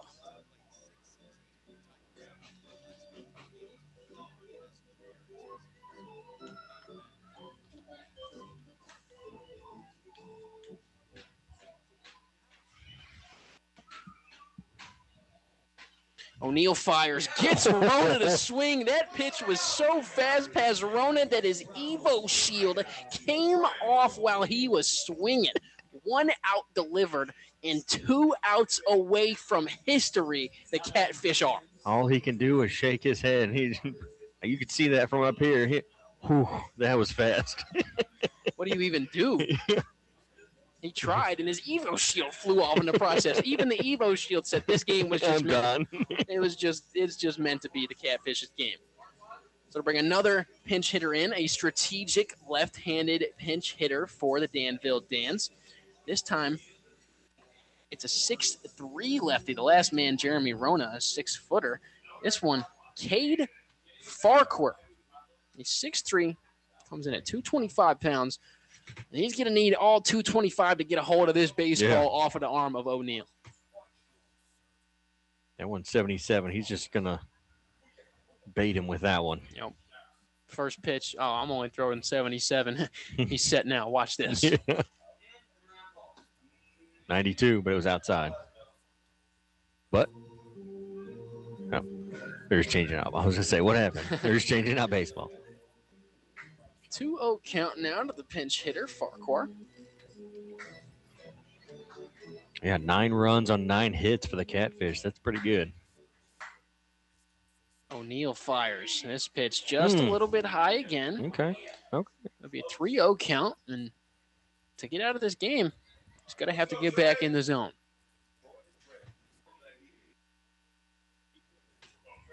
O'Neal fires and does just that. He finds the zone. It'll be a 3-1 hitter's count for Farquhar. Yeah, he wasn't. He kind of checked his swing a little, acting like he was going to swing, but he wasn't swinging at a 3-0. He's not swinging at the 3-1 either. Nope, he did not want to go. He was going to let that one go, even if it was down the middle. Farquhar takes the base on the pinch hit. And so another lefty pinch hitter in for Danville. I mean, it's strategy, right? Their head coach, Cam Gross, clearly making a strategic substitution here again.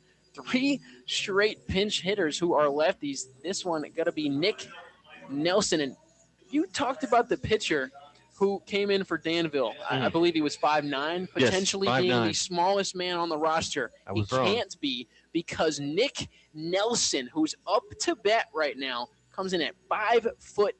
Yeah. Yeah, I thought he was the shortest, and then I started looking through, and I go, nope, there's one more. And then I think things happened, and we were we were off. We got distracted by it. So the 5'6" Nelson facing the 6'2" O'Neal. He missed the zone again. It's a 1-0 count. It's a 7-run ball game. Although the Cape Catfish are on the brink of history, this is absolutely anybody's game. Danville could be spoiling history tonight. Now, there's already 1 out. They're going to have to get it done in a big way with this top of the 9th inning, but it could be done. O'Neal misses the zone on the 91-mile-per-hour fastball. It'll be a 2-1 count to Nick Nelson. Nelson's all the way back in the box, as far back in the box as he can go. This pitch fouled off.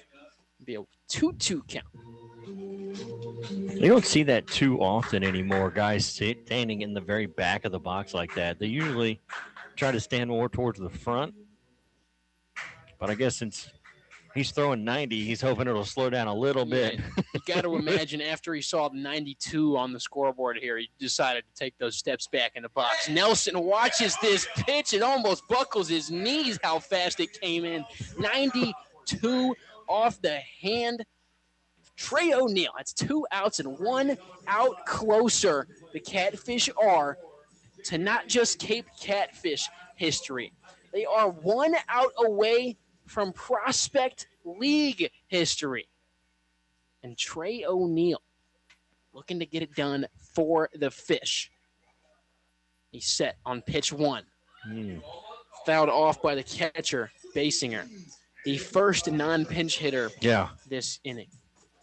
4 straight pinch hitters. Sorry, 3 straight pinch hitters.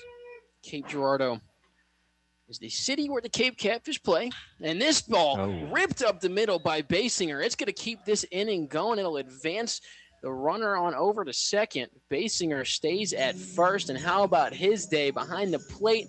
And now making Cape, I should say, earn this win. Basinger does. Yeah, he was 0 for 2. That's his first hit of the game. And, yeah, that's a good time to get your first hit when you're 1 out away from losing and giving the Catfish a possible part of history here. It's not going to be on his shoulders. Amir Streeter up to bat. He's going to rip this baseball deep into left center field. Looking up at the ball is Nate Durinsky, and looking over the fence is Durinsky again. Amir Streeter, top of the 9th inning. History just beyond the fence, and he takes the ball and says, see ya. It's 5-9 Catfish way, and with 2 outs, the bases have now been cleared for the Dans. All right, so that's obviously you don't want to give up a 3-run home run if you're O'Neill, but that's fine because now the bases are empty. You're starting fresh, 2 outs. You only have to get 1 more. You don't have to worry about anybody on the base paths. I'll tell you what, the Catfish are feeling glad that they had a 7-run lead heading into this inning. How about that hit from Amir Streeter? That one got out in a hurry. Yeah. First pitch off speed, 77 off the hand. That's the slowest pitch we've seen from Trey O'Neill today. He gets Jacob May, the leadoff batter for the Dans, looking. It's 0-1 count. This off speed tries to get framed by Jones, just misses the zone. It'll be a 1-1 count.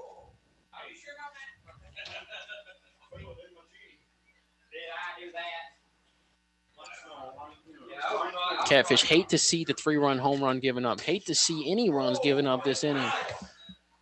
But they got something else in their mind. They got something else in their eyes. They're not focused.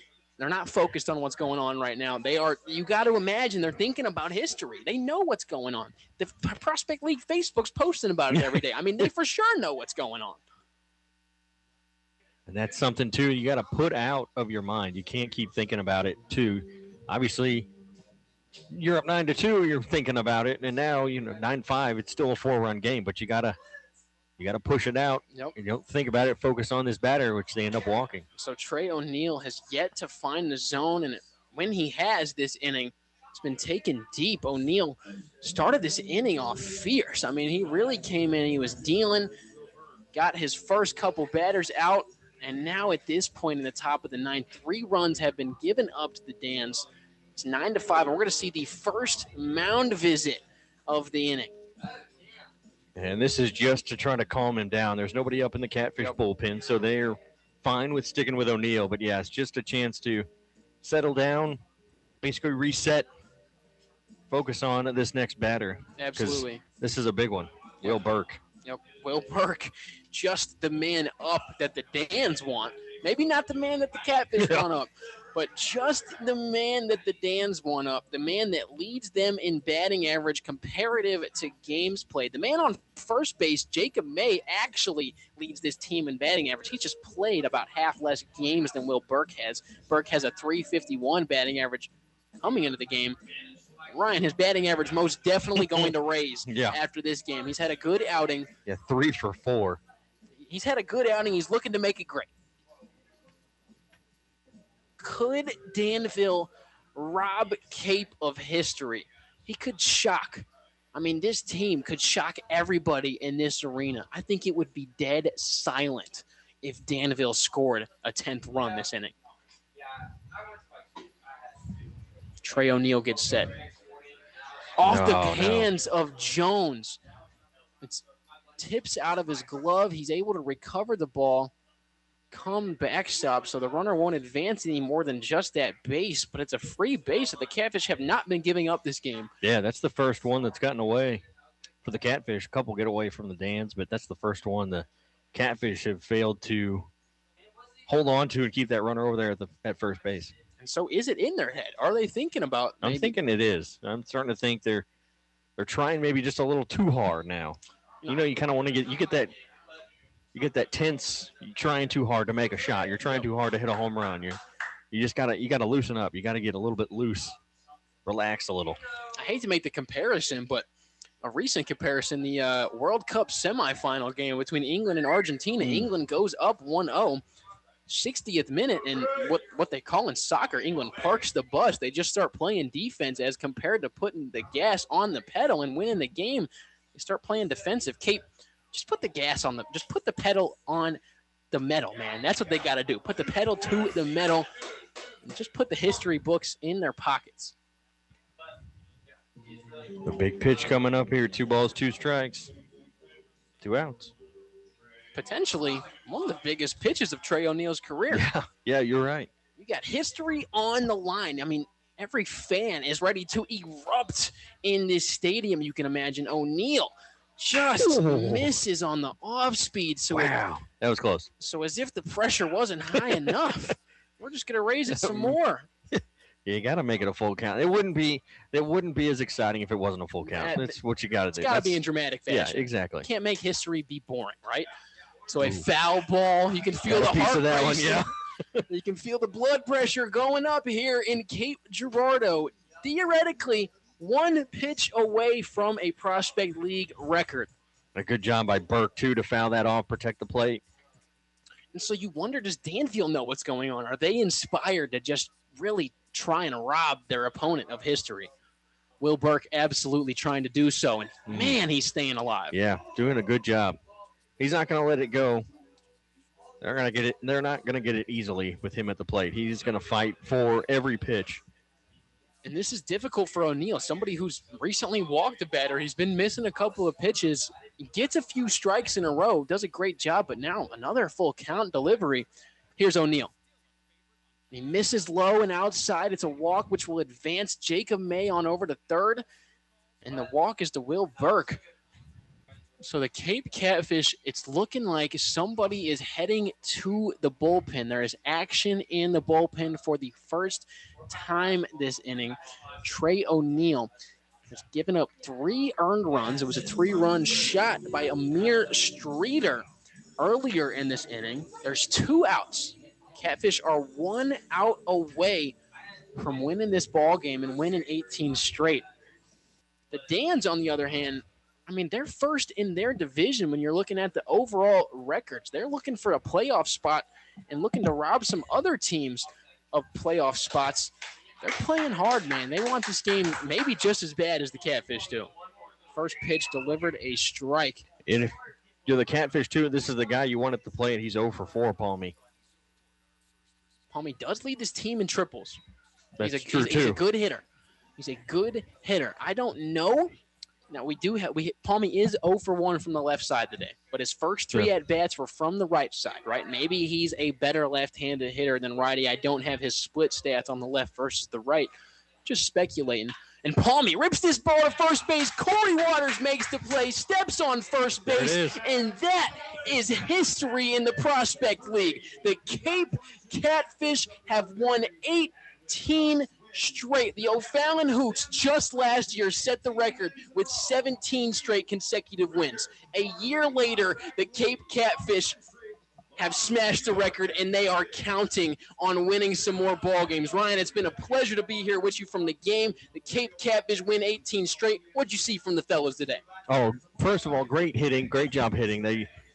a lot of not necessarily small ball, but you got the base hits, you string them together. You get the run in the first, you get 3 in the second. Obviously, it was helped out a little bit by the errors on defense by the Dans, but you get give up 2 in the 6th, but then you come back, you get 2, and then add another, extend the lead. The solo shot from Hayden Nazarenas.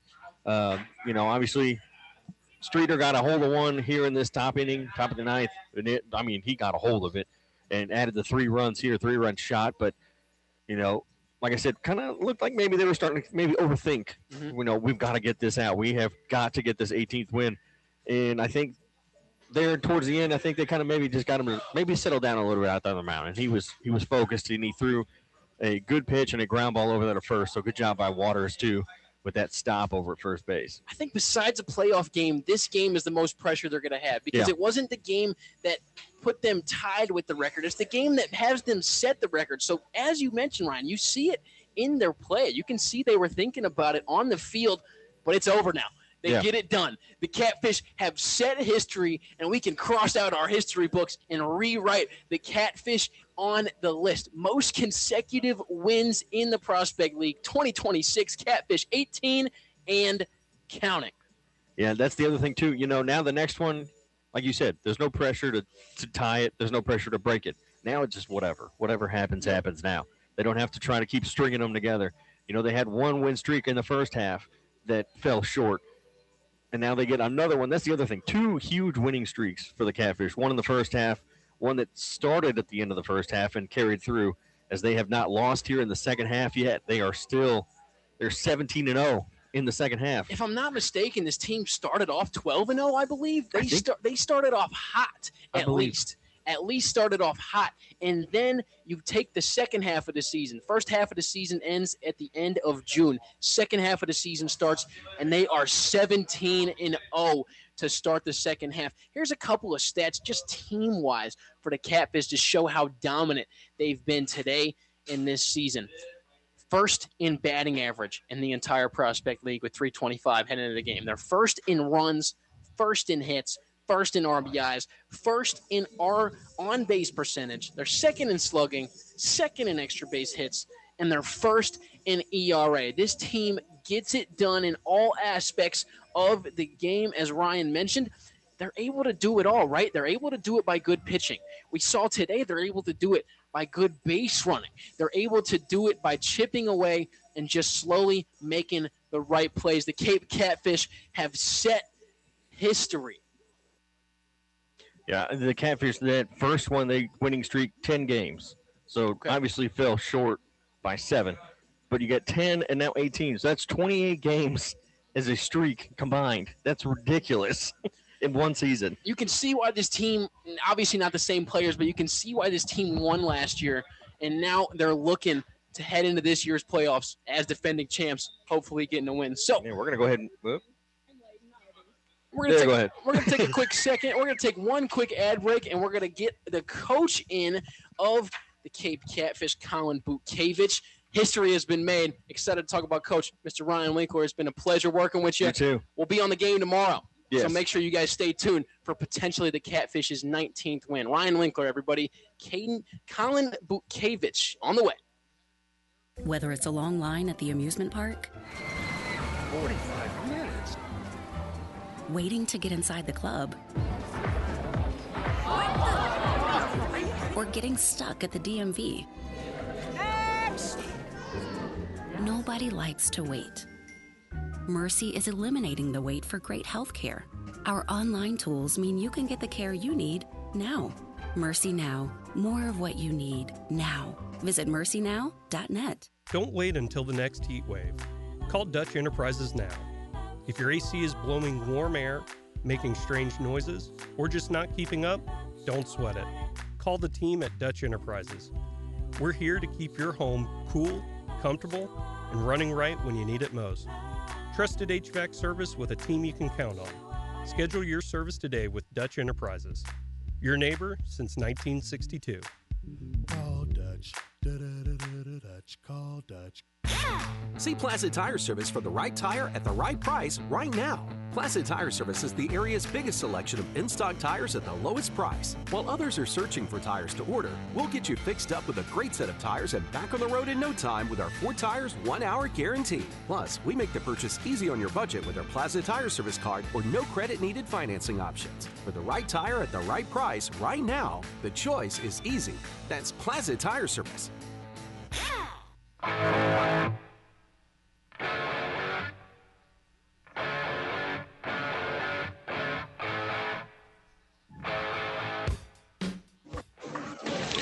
We welcome you back into the press box, into the booth. We're here with Coach Bukevich. Coach, you guys just set history. Pretty good outing for your guys today. Let's just talk about the elephant in the room real quick. Prospect League history, 18 consecutive wins. What's that mean for you? What's that mean for your players? Well, it's really more of a testament to what these guys have done all year long, which is, they just come in, they show up, they put the work in, they get ready for every single game, no matter the conditions, no matter what has happened prior to.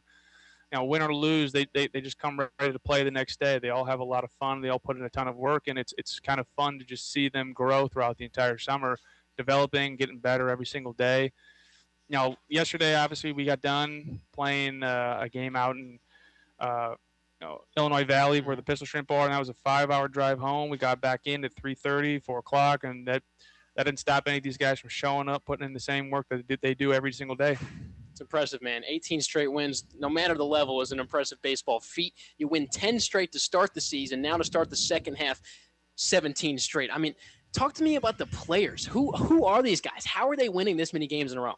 Well, they do a lot of the little things right. Look at tonight. I mean, they put a lot of pressure on the other team to force them to make the play. We play situational baseball phenomenally. We had, I think, 3 sack flies, 2 with, we had 1 with infield in. We score.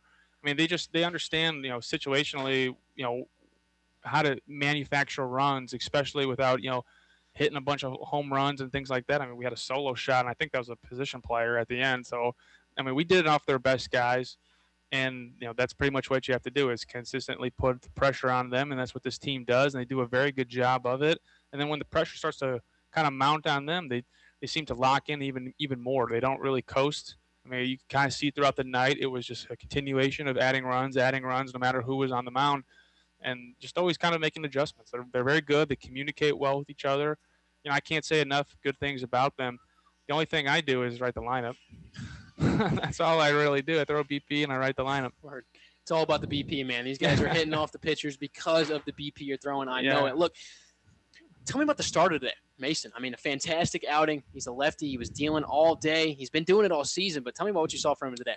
Yeah, I mean, it started kind of early, when me and their head coach was talking, and he structured a lineup that was definitely tailored to seeing a lefty on the mound, and Mason did a phenomenal job of just mixing and matching and keeping them off balance. I mean, they had a lot of early swingers, so we had a really good scouting report. So we kind of knew exactly, the pitches we wanted to throw in certain counts. We knew exactly the guys that were first pitch swingers or were first pitch takers, and he just did a phenomenal job of executing the game plan. So I mean, I really can't say enough about him because obviously we can write up a game plan, but if their starting pitcher doesn't do exactly what we have planned, it kind of all goes by the wayside. Yep. And he did a phenomenal job of just being able to mix 3 pitches for strikes, locate down in the zone, and that was a big one. It was competitive pitches that were started off as strikes and finished as balls. He got a ton of swing and miss. He got a ton of weak contact. He was up in the zone where we get a bunch of pop-ups. So his ability to go in, out, up, and down was really the game changer. Talk to me about top of the ninth from a coaching perspective. We were talking about in the broadcast booth. We thought, we're speculating. We thought that maybe the guys see that the 18 record win is coming, right? Maybe they're thinking about it. Is that potentially what happened in the ninth, or was it just not getting the ball game done? No, it's extremely humid out, and obviously there's a lot of moisture in the air. So for a lot of these players, rosin's a big one.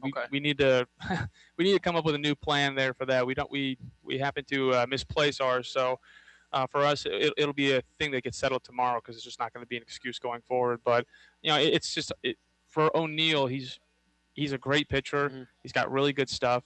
And same with O'Keefe, but it's, the minute you can't feel the baseball, you have no idea where it's going. You have no idea, where this pitch might start, where it might finish for O'Neill. He just couldn't get a good grip. It was slick. And so he had to make an adjustment as best he could with what we had, which is nothing really. And so for him, if we can get something for him to actually feel, I mean, now you start to add his slider, his curveball, his change. I mean, he just became a one-pitch guy at the end, and that was where we ran into some trouble, which is like anybody else. I mean, every hitter going up to the plate just canceled out everything else he threw, and they were just looking for something straight. Yep, I saw when O'Keefe was out there, Moises came out and gave him the rosin bag, so I was interested in what that is. It's not a very good one. It's looked like a small one. It's probably clogged up. Not much really can get out of it. I'm not trying to make excuses for the guys, but obviously, the elements are always part of it as well. So you got to do your best to adapt and make adjustments on the fly. And we still got the job done, but I think that it is not a good representation of what O'Neill's game is. So. All right, Coach. One last question for you. Won't keep you here too long today. Yeah. How do you guys build from this? 18 straight wins. What are you looking for the rest of the season? Well, 18 is not a really cool number. 20 is pretty cool, though. And then after 20, maybe 25 and 25, 30. So, I like it. Yeah. I like it. Let's do it. Coach, All right. Appreciate you coming up to talk for us. Thank you. That was Coach Bukiewicz. Go We'll Fish. get a couple of players later on here. We'll take a quick ad break. And it looks like we'll get our starting pitcher from today's game, Mason Waterbury, on. We're actually not going to take a break. We're just going to keep it rolling. Mason's going to put the mic on. We're just going to get him straight to the action. Mason, what's going on, my man? Nice to meet you. My name's Kyler. Filling in for the game, so you won't see me too much after this weekend. Okay. Nice to see you all. Appreciate you guys for joining us today. Look, man, you start the game off, you're dealing throughout the entire game. You're absolutely a reason why this team got the win. What was the mentality coming in today? Strikes. Strikes are so important to me because, not a big velo guy. Hopefully in some time, but I know I throw it past them all the time, maybe one or two here and there, but work off speed, fill the zone, and trust the team behind me. We have a great defense, so it's pretty easy to do that when you're throwing strikes and you just know that they're going to make a good play, have your back and all that. Yeah, so. you guys got the bats, right? You got the bats behind you. What's it like to, you're pitching, you go back to the bench, and your guys always get it done for you. How's that got to feel? It's awesome. First inning, we were up 1 when I went out for the top of the second, came back in. Then we're up 4. Like, it's easier on me, I guess, to say. That's about it. It's just not as stressful when you know you have the lead. 18 straight. It's a Prospect League record. I'm going to ask all you this question. So take note. What's it mean for you, man? Prospect League record. Does it mean much, or what are we focused on? Oh, for sure. It means a lot. I'm a second half guy, so I just got here like 3 weeks ago maybe. So haven't played in this league before, but still super cool to be on an 18-game win streak. Like, got to earn it. You can't just keep showing up and going through lackadaisical stuff, and it feels good. So you joined through the second half, leading up for the season. What are you working on here in the summer? What are you looking to get better on to really improve on before the season starts next season? Throwing strikes, not trying to walk anybody because that's such a good thing to focus on. Just getting stronger too, build my arm strength, hopefully throw faster for college and go from there. Important question. You got the win today. What'd you eat for breakfast today, man? What's the game-winning fuel? I went to Smoothie King. Oh. And I got a Chipotle chicken flatbread. All right. With the Hulk smoothie vanilla. Ooh, put us on. Yeah. Put us on. All right. So That's what I Smoothie King's got. listening. We need them sponsor dollars. Mason, I know, appreciate we do. you. Thank Good you. win today. Appreciate Thank you, man. We'll go ahead and hop on. We're not going to take any ad breaks today. We're just going to go back to back to back to back. Maybe just back to back to back. We'll figure it out. All right, my man. Hop on. Introduce yourself. Tell us who you are, what you did today. My name's Troy O'Keefe. I came in relief today, and that's just what I did. What do you do, man? What do you do? You pitch, you get it done. What else do you do? Just going in there, you have to have confidence in your guys, coming in there with a good lead. You can't just go in there, avoid them, pick at the zone. You just got to go trust your defense. Our defense is so good. We don't make too many errors. Yep. Just trust your guys. Really, what you got to do. Absolutely. It's a different ball game when you got a team who, no hate wanted, but they made a lot of errors today. So you guys have that defense that doesn't make error. It's got to be good for you. You make a lot of appearances, man. We were talking about the stats during the broadcast. You come in a lot. What's that like for you, for this team to trust you? I mean, in back-to-back-to-back games sometimes. What's that mean?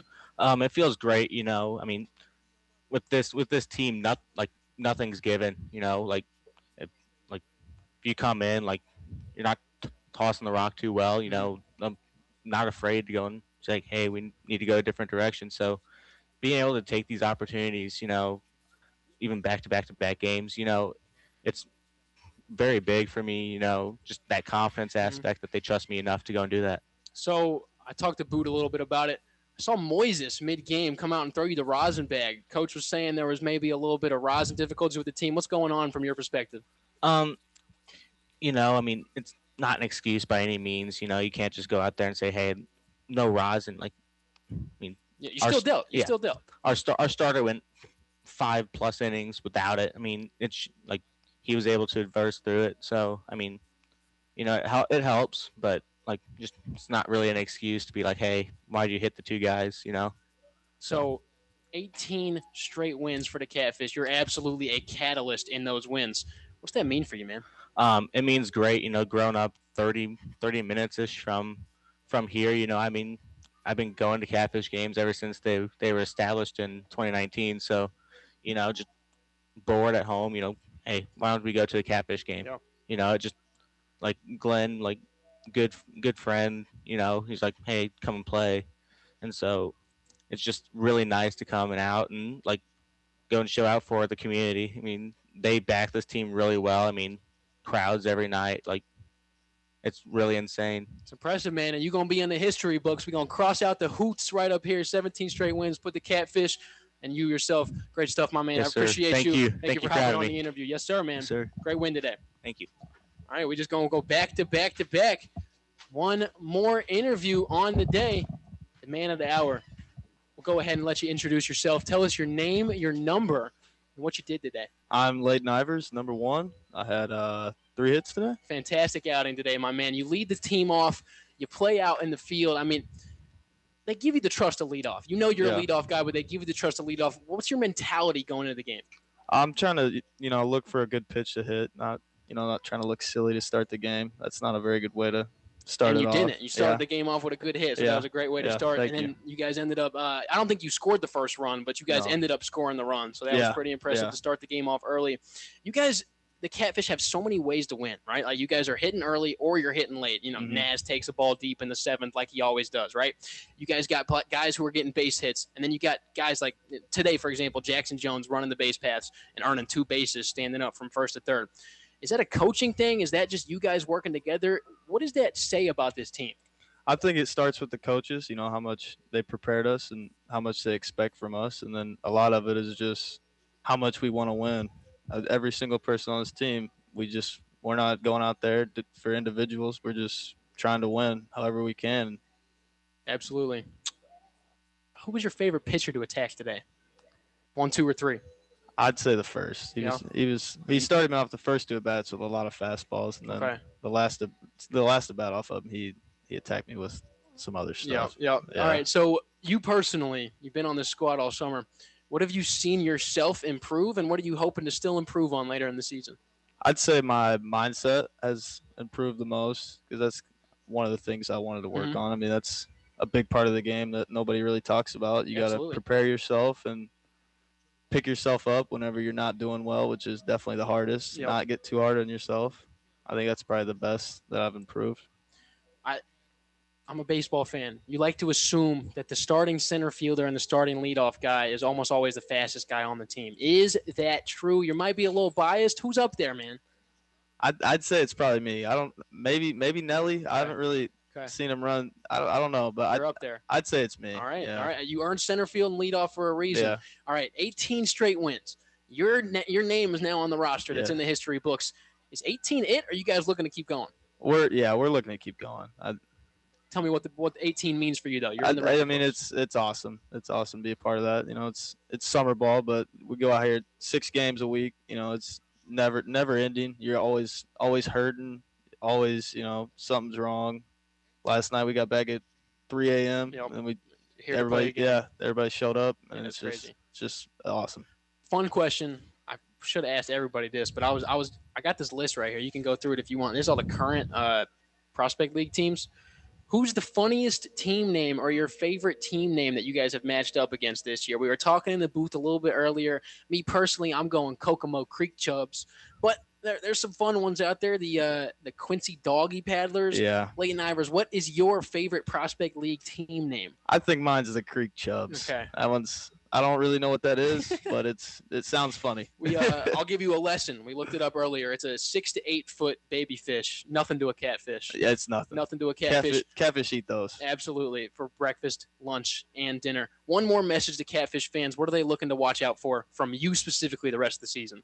I'd say a lot of singles. I like the singles. Yeah. I like to get on base and I like move to get on yourself base. up. Yeah, I like to catch. I like to track stuff down in the gap in the outfield. I think that's pretty fun. Kid likes to run. Yeah. Appreciate you, Mr. Ivers. Great win. Great Thank you. season so far. Hope to talk to you later this weekend. Thank you. All right, my man. So that was Leighton Ivers. That was Mason Waterbury. And that was Troy O'Keefe for the Cape Catfish. 18 straight wins for the fellas. That is a Prospect League record. They have now overtook the O'Fallon Hoots with the record that was set just last year. The Cape Catfish hold the new record. My name is Kyler Messenger, bringing you the interviews, bringing you the play-by-play for today's broadcast. We'll be back tomorrow with Ryan Winkler, and we will be back on Sunday. One more huge shout-out from the Cape Catfish family. Your typical voice, your play-by-play broadcaster, Rusty Hendricks, has added a new member to his family. We want to say a huge shout-out to Rusty. Thank you for all your help, Mr. Hendricks. And a huge congratulations, man. We hope all is well with the family out there. Cape Catfish win their 18th straight with a score of 9-5. Kyler Messenger signing off. We will see you tomorrow.